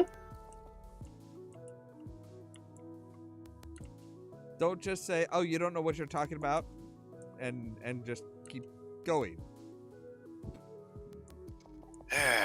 I'm suddenly reminded of my tenants, actually.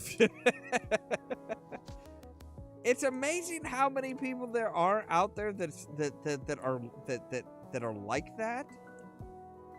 Well, I asked myself how much of the population could honestly be like that at some point, and I looked at some, basically some studies.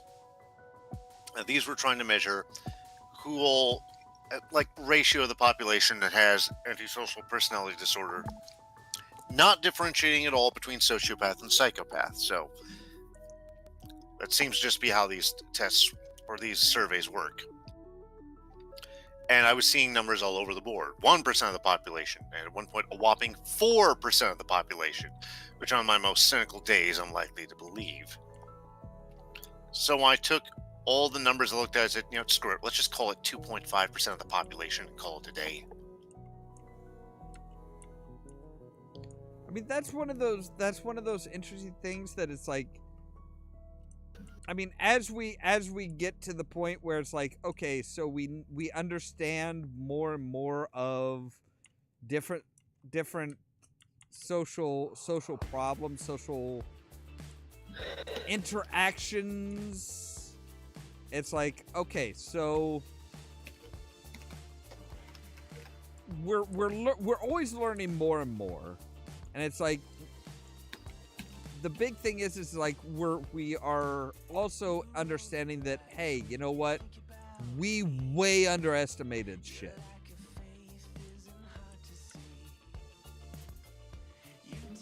I mean, we have said that, oh well, okay, so there's X amount of people that are, have some sort of social difficulty understanding social situations. We used to think that, oh well, it's a straight line. You're somewhere on this line as far as, we used to think that well, with autism, we used to think that it was either a yes or a no. You're either autistic or you're not. And then we said, no, it's more of a line. And now we're realizing, no, it's actually more of like this mandala, where you are somewhere in this bubble. And there is no, there's no real, oh, you're on this one end or you're on that end. It's like there is no one end or another. It is literally just, there's this gaseous cloud that says, hey, you're somewhere in here. You might have this problem, you might have that problem. The more we understand about it, the less we are able to really identify and kind of give any kind of an indication of where somebody is as far as shit like that.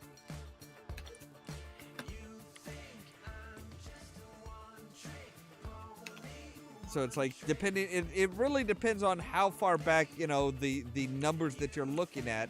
How far back are you looking? When were those numbers, when were those numbers created? When did they Back say, when we still thought that autism meant, oh, they've been stolen by the Fae. Yeah. Changelings and all that, and a fetch child. Sorry, I used to play in a LARP of Changeling the Lost. I was another player's fetch. Always like the Tumblr stories were like, what if you got a Fae child and you just didn't give a fuck? Like, oh hey, this child does great work, or you go to the Fae and you're like, yeah, so I want that baby and I'm keeping the changeling. Fuck you. I mean, speaking as adoptee, okay. Fae's are like, wait, you can't keep the change. Fuck you, you gave it to me. I didn't ask. All right, for it. we have to kidnap the kidnap substitute. What are we going to leave in the? Oh, you're kidding me. We made the last one out of gossamer. What's this one going to be made of? Computer chips? Fine, I'll take it. Hey, look, we got a bot. No, we haven't had one of those in a while. Well, not on one of these, but yeah. Yeah. I mean, I've had, oh man, they were bad about like 2 weeks ago. Like 3 or 4 of them in a row, just like popping up. It's like, really? Why the fuck? Why are you coming after me? Is it really that difficult? Is being a bot really that difficult?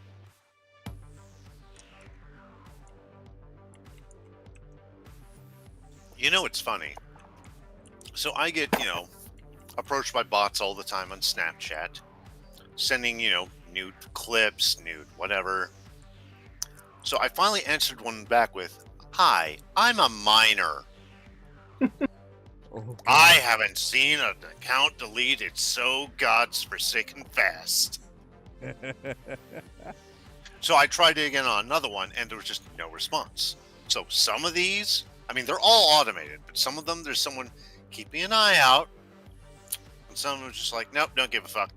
Yeah, they're just, we're just gonna throw this out there and let it do its thing. I mean, if they've got a burner email address or anything like that, it's like, yeah, that's not surprising. They'd be like, whatever.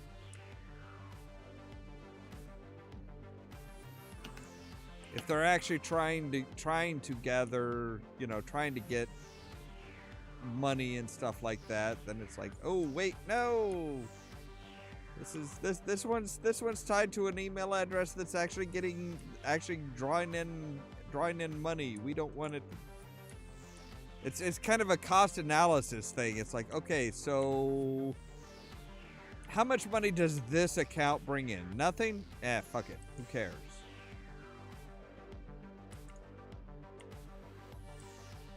I think we need to ask ourselves, when we get propositioned by bots on Snapchat, what would Tracy Lords do? Lie about your age and watch the ensuing panic. See, I don't use Snapchat. I don't use any of those types of things. The problem is that, I've got a whole billion different contacts, and some of them only use certain things. Like, I have a friend who only uses WhatsApp. I have another friend who only uses Snapchat. I prefer Telegram, but obviously I use Discord. Yeah, I have Telegram. I know a few people I only see through Telegram. But it's just like everyone is all over the place. I like that the meme for Telegram is actually coming true. Like, I actually get new people messaging me from wherever they find my Telegram name, and the first message is always like, "So are you a furry or are you trying to sell weed?" There's just no middle ground, huh? Apparently, it's just like, yes, that is the only thing that happens on Telegram. I was like, well, I can't exactly say no because I am a fur, but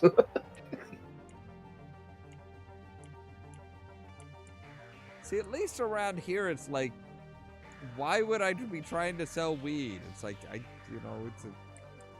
and that's what I responded to one of them. They're like, "You try to sell or buy weed?" I was like, why? A, there's so many more fun drugs. B, over Telegram? I would at least use something with double encryption. Jesus. Right? I mean, at least around here, it's like, oh, hey, you know what? Yeah, there's, trying to buy or sell weed. It's like, no. I can't compete with corporate stores. It's like you can. There's 3 stores now in town that it's like they all sell weed legally. How the hell am I going to compete with them?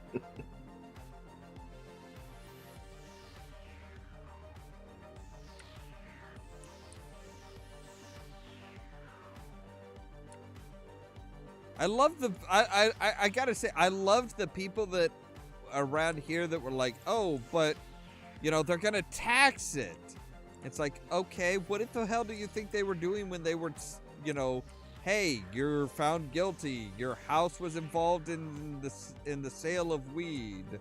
Your, all of this property was involved in growing and selling weed. We're legally going to take it now.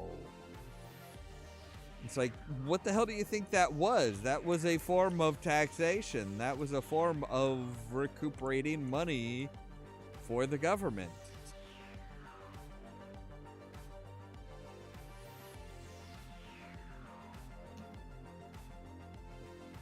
I'd rather them, I would really rather them just like get the money from legal sales and like leave people the fuck out of prison.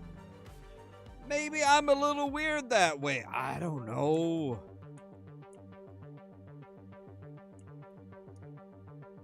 You would think that more people would be like, hey, I have an ounce of weed in my pocket. I'd rather not go to jail for that. You would think. But oh man, around here at least, yeah, there were a lot of people that were like, no, this is horrible. This is the worst thing that could ever happen to weed. It's like, really? You think taxation is the worst that could happen? Aren't these the same people who, when they were trying to legalize it, were like, you can tax it, we don't care? Oh no, they were very much against the legalization simply because, oh, they're gonna tax it. It's like, that's not a bad thing. As soon as it becomes legal nationwide and they're able to use proper banking, it will go down in price, presumably. I could be wrong there. I admittedly don't know what the prices are down here versus in Canada, where it's legal on the federal level. I would think that, yeah, I would agree that if it went legal on a nationwide level, yeah, you would see the prices going down, simply because at that point buying online wouldn't be a big deal. If oh, well, all the prices in Illinois are, really, really high, but I can buy it from Colorado and they're like, significantly cheaper. Yeah, all right. it wouldn't be illegal to ship it over state lines and stuff like that. It's like, yeah. And the big thing, of course, one of the major reasons the stuff costs so much in legal areas at all is security. Because, my gods, they cannot bank their cash. They have to keep it on site. Yeah. I say this as someone who doesn't touch weed or alcohol.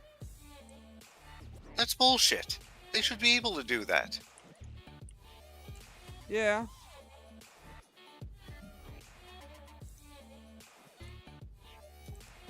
There's a lot of shit with weed that's just like, well, it's like a friend of mine absolutely would just, he would love to be able to just, go home and smoke up legally and buy it, wherever, but he can't because the company that he works for is an international company or an interstate company. So they have to adhere to federal law, not local state law. Right. So even though it's legal in Illinois, he can't. If he smokes up, and then tomorrow they do a random drug test, he's screwed. Now, what got me truly hilarious is Japan started telling their citizens that if they go to Canada and they in any way partake, Japan will find out about it and there will be severe penalties for them awaiting them back home. I'm like, really, Japan? Really? With all the shit we know is legal in your country, this is the hill you're willing to die on? Hey, selling panties in a vending machine, it's creepy as fuck, but...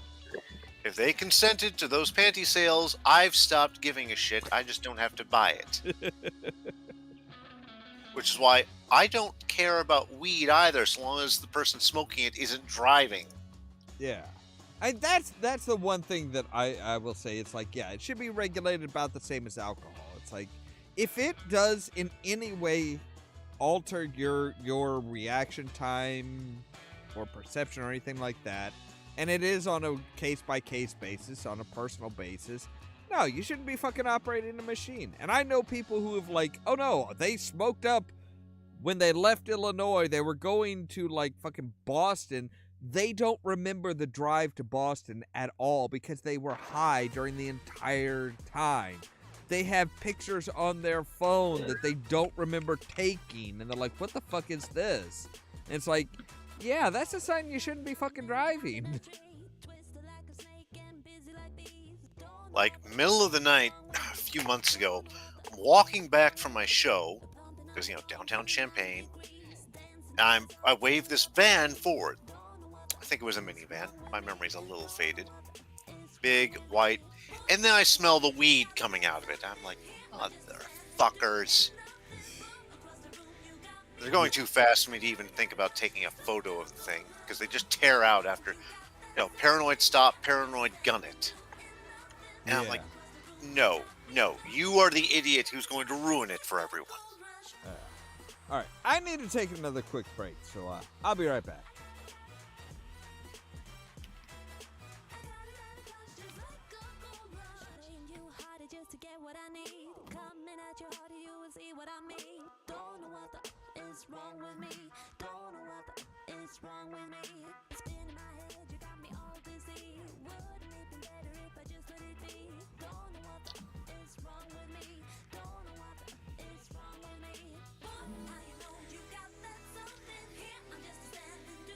Helping someone make a Star Wars character.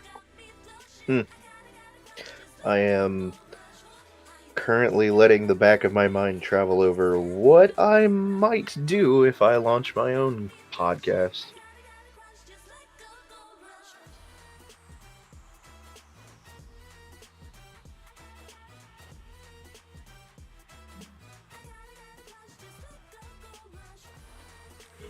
I mean, all I can tell you is...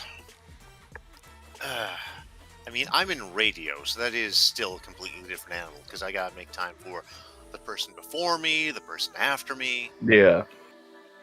So I begin at the exact second the previous show ends, and end the second the next one begins. I literally time the music I play to fit that. Yeah, it's a lot like DJing on Second Life. Right, because you have a limited venue. You're sharing the booth with other DJs in Second Life, right? Exactly. Right, so it's the same thing. Now, if I start doing something like this over and say, all right, I really need to launch this soon. You've seen me show you the club in FF14, right? Yeah. So the basic premise, because I'm apparently, FF doesn't want me broadcasting that club, but I can have people who enter the club tune in to hear me DJ. And I just match things I say on the air with things I say in game. And I have little DJ motions I can make to where it looks like I'm, wringing my hands in delight at how many people I have, or literally messing with my decks. Doing little yoga exercises from behind the booth to, like, I don't know, release my car. I don't even know if I'm using the right phrase. I don't know what the hell is going on right now. Rutabagas have gained sentience and are DJing in the industrial scene. Film at 11. I've heard stranger things. You mean like the mall has been bombed with live turkeys? Well, yes, yeah. I still love introducing people to that. I'm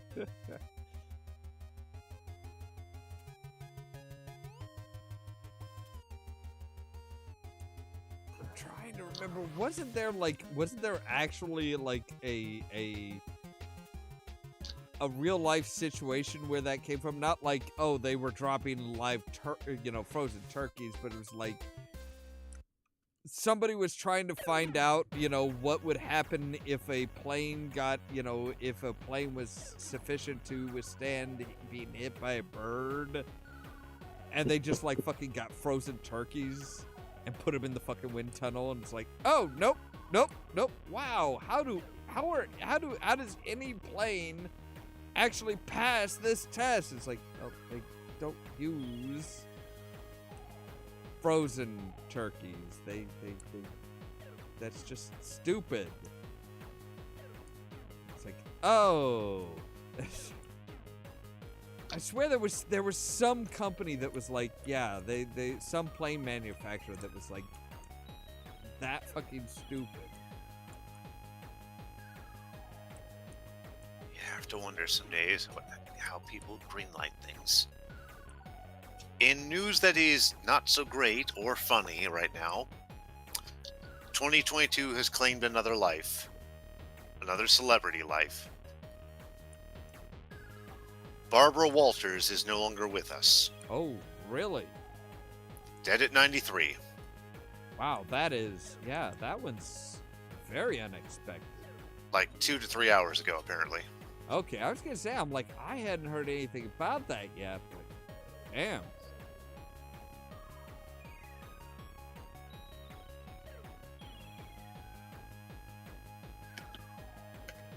Yeah, Barbara Walters, Pele, apparently the other day.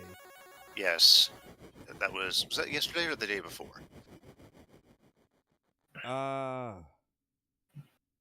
just been told he was apparently part of the inspiration for Samus Aran. Really? Would not surprise me. I mean, when they were first thinking of Samus, they weren't thinking of the woman, they were thinking of the suit and the moves, so yeah, that makes a bit of sense. Alright, yeah.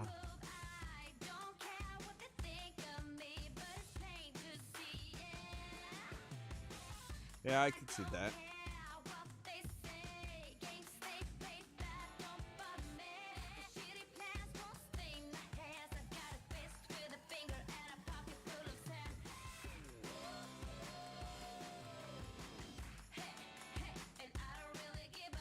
Yeah, I swear, 2022 is such a weird fucking, just a weird fucking year. Yeah. I assume it's because we're back in the 20s and everything's just cycling. Can we at least get flappers back? I don't know. We'll take the flappers, but pass on the prohibition. Agreed. I'd like to think that the 20s will be. Let's modify that. Yeah, it's Plus the the prohibition, but we'll take Yes. flappers and speakeasies can come back. Yes. Let it be the reverse prohibition decade. We spent the 1920s getting rid of alcohol. We'll spend the 2020s bringing back marijuana. All right. Truth be told, I'm fine with legalizing all of it. I still love the fact that I've literally seen people that are like, no, we should bring back prohibition because speakeasies and doing it in secret was so awesome and cool and stuff. It's like, you do realize that the only reason that prohibition was repealed was because the rich were running out of their backlog of alcohols. Yep. It's like, it wasn't illegal to drink, it was illegal to make and illegal to sell. You could drink it. So all the rich people had like massive wine cellars or whiskey cellars or something like that. It's like, once they got to the point where like, oh shit, we're running out. And we can't go and just go out and buy more. It's like, nope, we got to get rid of it.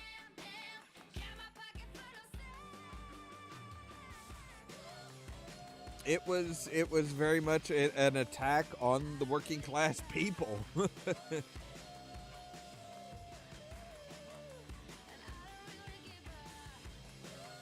yeah, it's like, you know, I've actually seen people that are like, no, we should bring it back because speakeasies were cool. And it's like, no.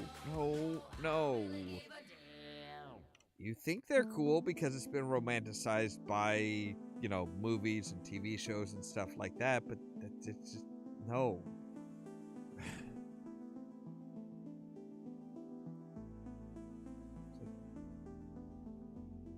Think about the fact that if you went into a speakeasy thinking, oh, it's so cool, it's, yeah, I'm a rebel, I'm this fighter, and it's like, and then you wind up in jail. That's not cool.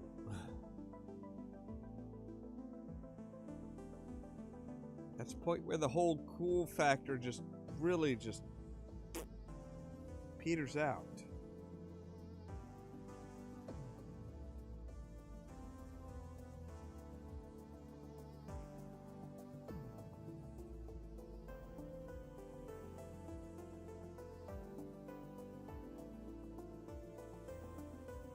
Okay, that's funny. I just saw something. That's just. It's so on brand. It is so on brand for him. What's that? Apparently, according to Jared Kushner, Donald Trump wanted to trademark the term rigged election. Brazil has bad news for him. No, like literally trademark it so that if anybody put it in the newspaper or something like that, they would have had to have paid him. I'm going to file it right next to when Wizards of the Coast or TSR, it was under one of those at the time, tried to copyright character creation. And that would be an even and rigged election is even harder to copyright. Or what was it? Was it White Wolf that was trying to trademark the name, the term abomination? They were trying to trademark abomination specifically as a vampire werewolf hybrid because they knew Underworld was doing the same thing. So it was White Wolf versus Sony. Mm-hmm. And it's like that is the one I might have given them. The one part of their lawsuit.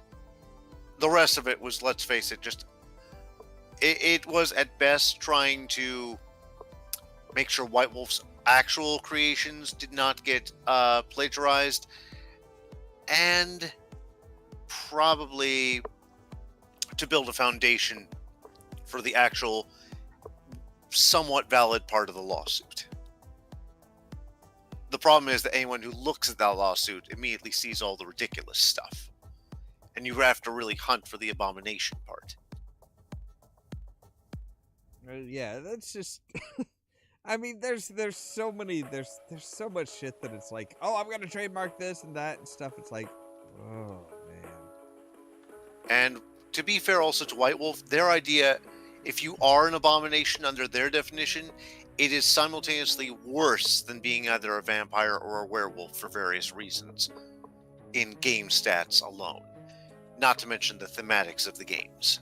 Yeah, but it's one of those things where it's like, I mean, that's I guarantee you they were not the first person who was like, hey, what if a vampire bites a werewolf? There's actually a Ghostbusters episode where that happens, and you get vamp wolves all over the place. And by Ghostbusters, I mean the real Ghostbusters. The one with the ape. No. That's the Filmation Ghostbusters. I mean the one that actually called themselves the real Ghostbusters on account of the one with the ape. I mean, here's the problem. Yeah, they called themselves the real Ghostbusters. That's what the cartoon was named. But right, the Ghostbusters with the ape predates the Ghostbusters. They do. 1975 to a live-action version, which basically starred O'Rourke and Agarn. I don't remember their real names. I will always remember them as the Sarge and the Corporal off F Troop.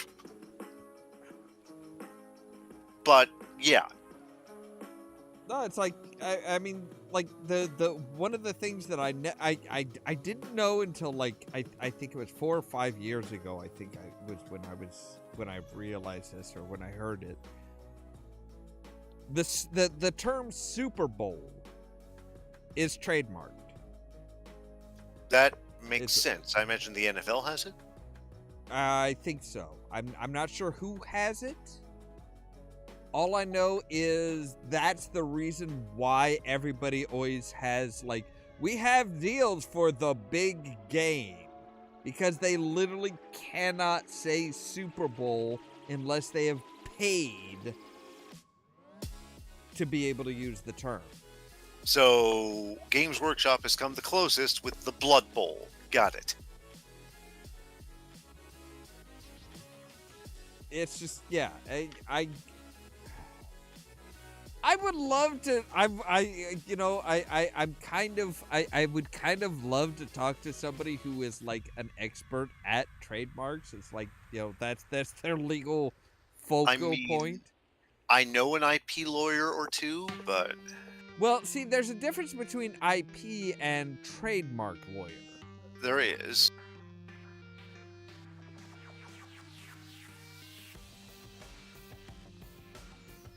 I mean, and the thing is, it's like, the difference between trademark versus like a copyright. Like, for example, if somebody wanted to create a Pirates of the Geek Vortex whatever, I would actually have legal standing to say, no, that's actually copyright. That's actually copyrighted. I've used it for over a year at this point. So it is something that I could reasonably say that term for that name for something is very specifically tied to this channel. But it's like, oh God, what was the other thing that Trump? Oh, that was the other thing that Trump actually got away with trademarking was "you're fired." He actually did get a trademark for, at least for a while, because of The Apprentice. Because that was their catchphrase.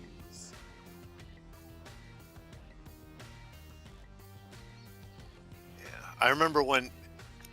Do you remember the game Hotels? It billed itself as a sort of better-looking alternative to Monopoly in the late 80s. I still have a copy somewhere. I don't remember that. It was interesting. It was a lot more visual because you would physically build the hotels you were making. Anyway, so they come up with another version, and it's a Trump edition. Oh. And this is the early 2000s when he's not quite the... he's not quite at complete laughing stock level he was, where no one in the country liked him, right up until he ran for president for some reason.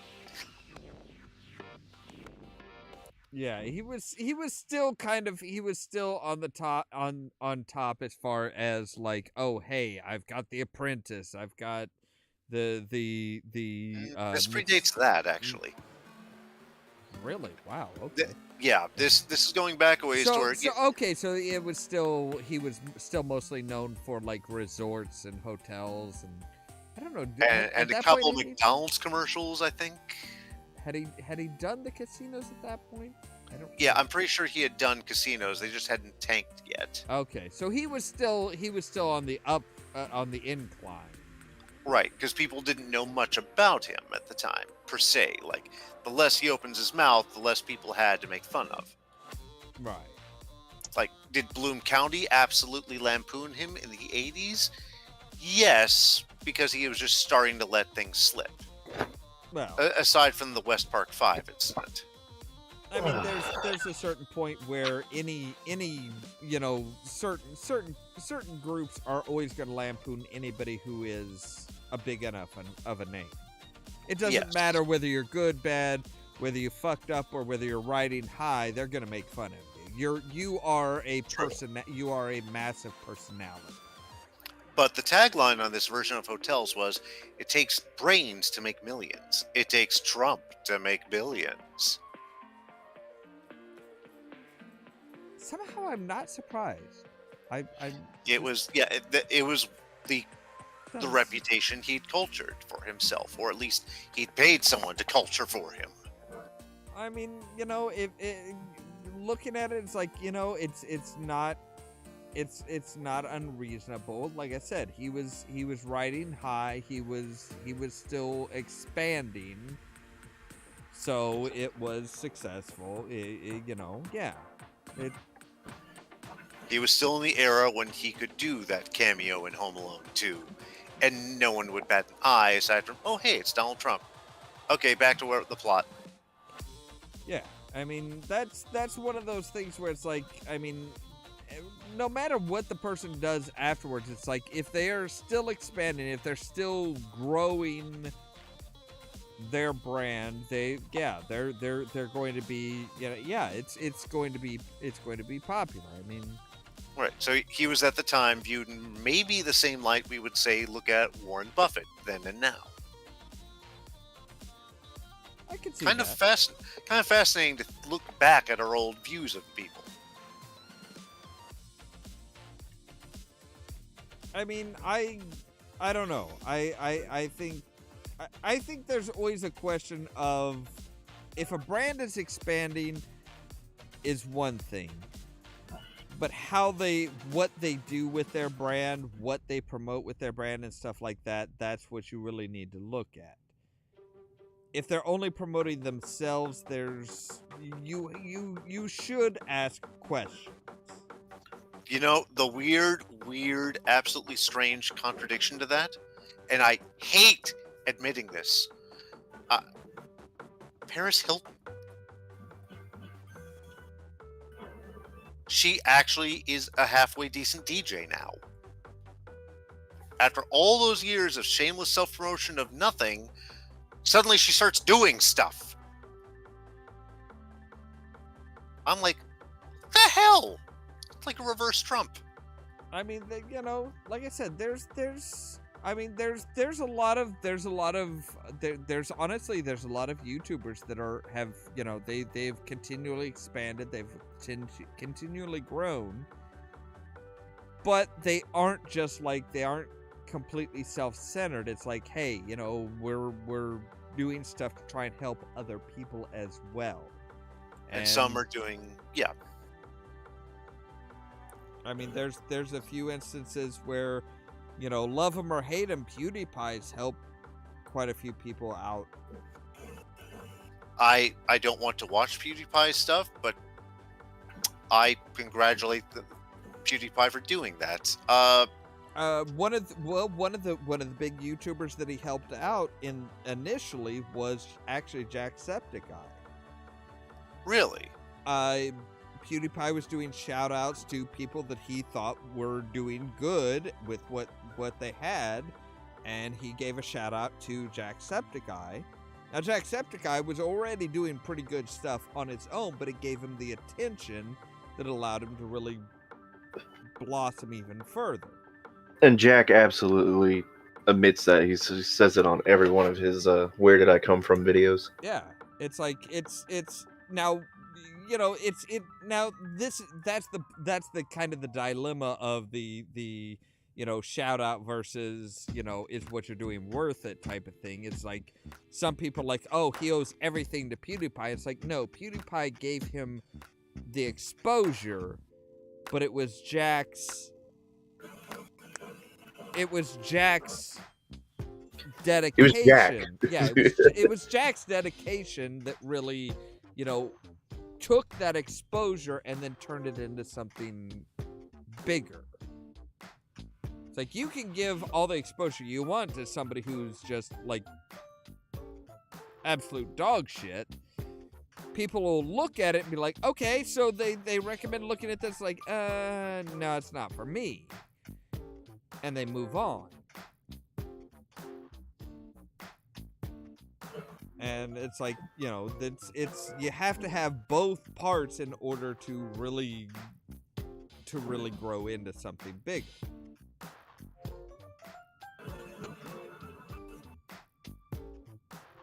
Which always annoys me a little bit when people are like, oh, you should try and mimic this person or that person. It's like, but that's not me. It's not you. Their dialogue is not going to sound right coming out of your mouth and vice versa. Yeah. It's like someone did try to get me to read their script once, and I'm like, you have to give the actor or the voice writer or the voice actor some leeway to tailor the dialogue, monologue, whatever script it is, to fit their voice. If I start saying a bunch of Casey Kasem style stuff, I go into that voice. If I start trying to say stuff Shaggy would, well, I can't do Casey Kasem's Shaggy voice, but I can do at least a voice that fits the dialogue. Or better yet, I do my voice and use dialogue that fits it. Yeah, it's... Yeah, there is... Anything else is shoehorning, and people are going to detect something is off. You're right. Yeah.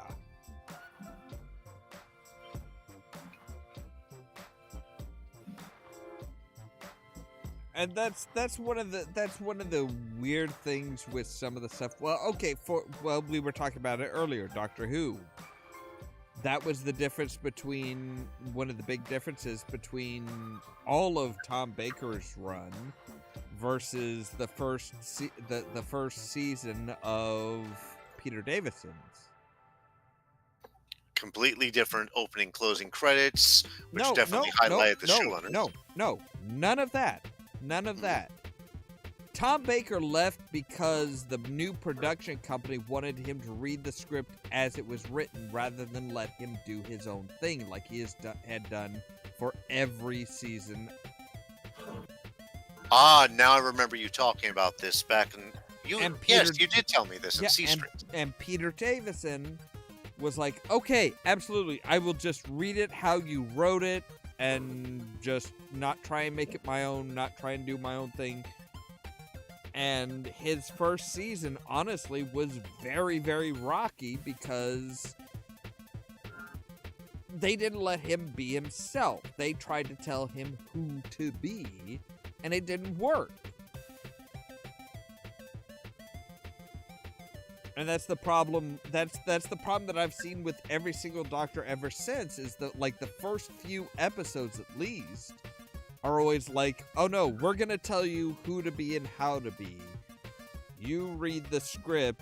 It's like, it's not until that person decides that actor decides who their Doctor is going to be, who they want their Doctor to be, that they really break out of that prison and it really becomes something awesome. Like, trying to think, Matt Smith.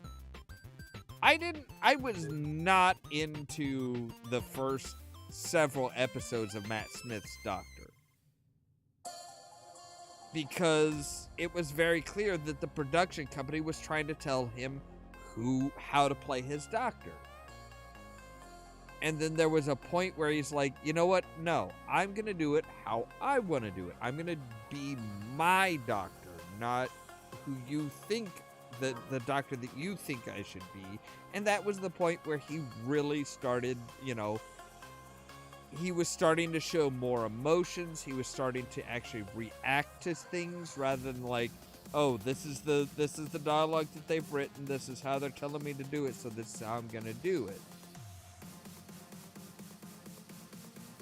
For the first several episodes, he was like, it was like a light switch as far as like, okay, you're happy and now you're serious. Now you're happy, now you're goofy, now you're serious. Now you're goofy, now you're serious. And it would like flip-flop between, like, he would have one line that was goofy, then one line that was serious, then another was goofy. And it's like no transition. But then several episodes in, it was like, okay, he's starting to show that transition in his face as he understands the character he wants to be. I think as I'm going through late Old Who and New Who, the Tennant's opening speech of, I don't know who I am. I could be nice, I could be horrible, kind of underscores that, weirdly, whether it's an accident or not. But then there's, say, Capaldi's giant thing of, why the hell this face? Followed by an eventual revelation of, oh yeah, this face. When he actually flashes back to the Tennant Rome episode. Yeah. But right off the bat, Capaldi is going back and forth on emotion, but it's not necessarily different people so much as between anger at new circumstance and panic at, what do you mean people have an entire room they do nothing but sleep in?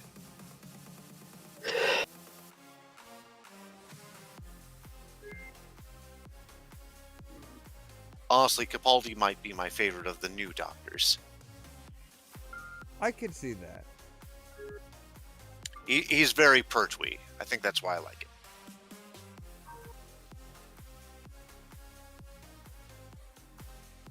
Yeah, I could see that I could see that a lot, because he was kind of like, look, I'm gonna be cool, I'm gonna be chill, I'm gonna be cool, I'm gonna be chill, and it's like, you fucked up. You fucked up. Now I have to actually put on the daddy pants and take care of shit. I don't want to put on the daddy pants, but I have to.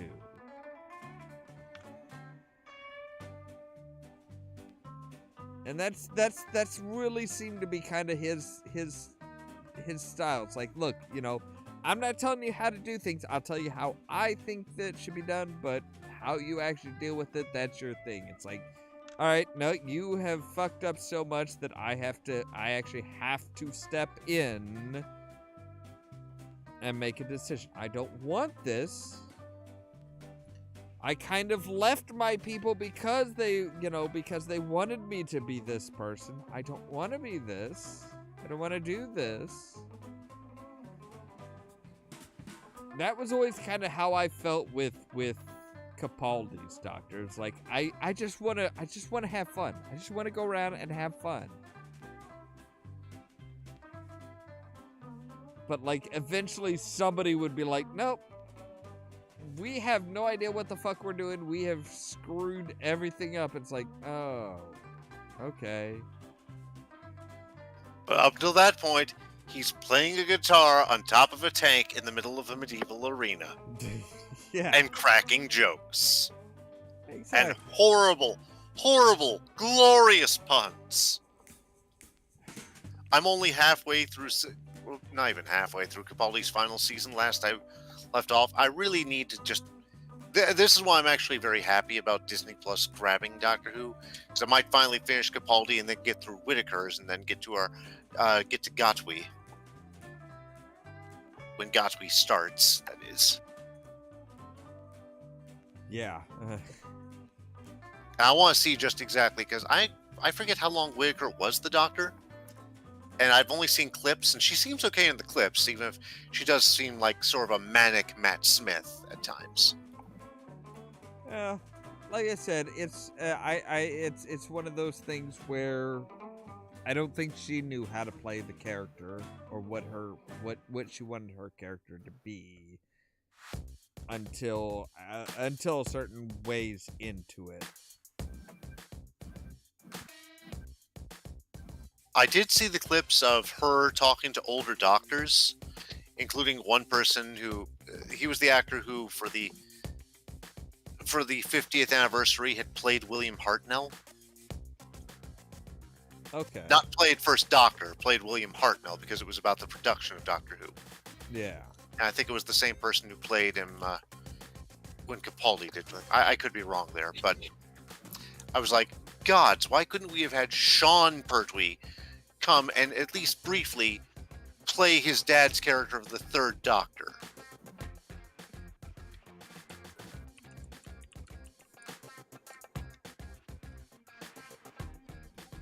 But can't have everything we want, I know. But it would have been glorious. I mean, they finally got Paul McGann to sit down and hold still for a few shots. First one since Night of the Doctor.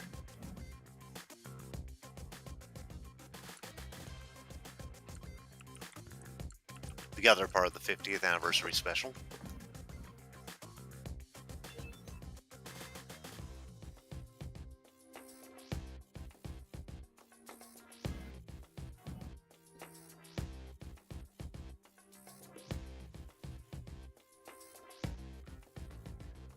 And I'll be right back. The puppers needs out. Okay. I was just trying to figure out on my computer what the hell this icon was, and I just realized it's actually my VLC player. Oh, the traffic cone? No, it's well, see, that's the thing. It's a traffic cone with a Santa hat on it. So it Oh yeah, looks because like, they updated for Christmas. yeah, so it Oh. looks like this Santa stick figure type thing, and I'm like, what the fuck is that?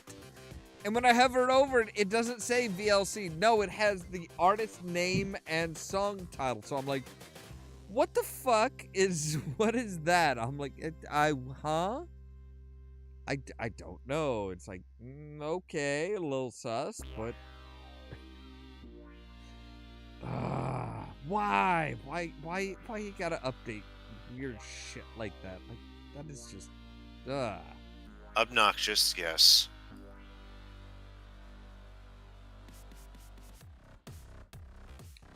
most things that update for holidays I find annoying.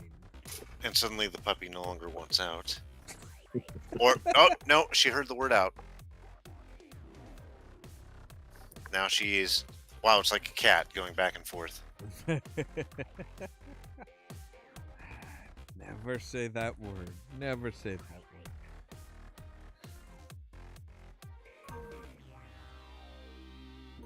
I'll be right back with her. All right.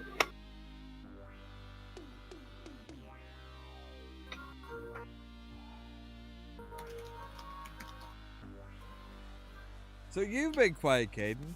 I know Doctor Who's not really your thing. I'm usually quiet. Well, okay, yeah.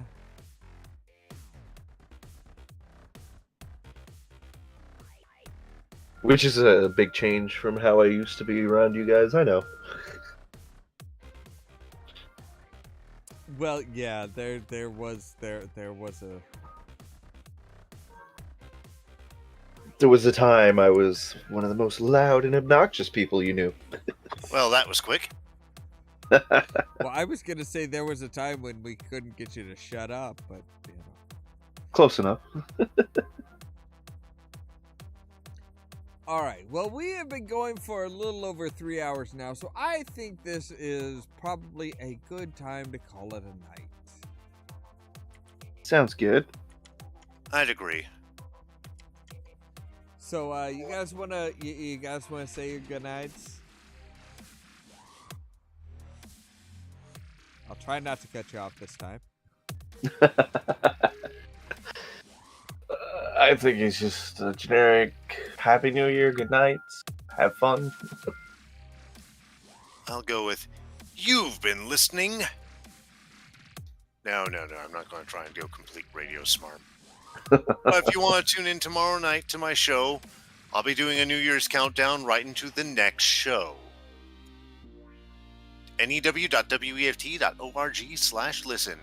Over the Edge with DJ Rasklin.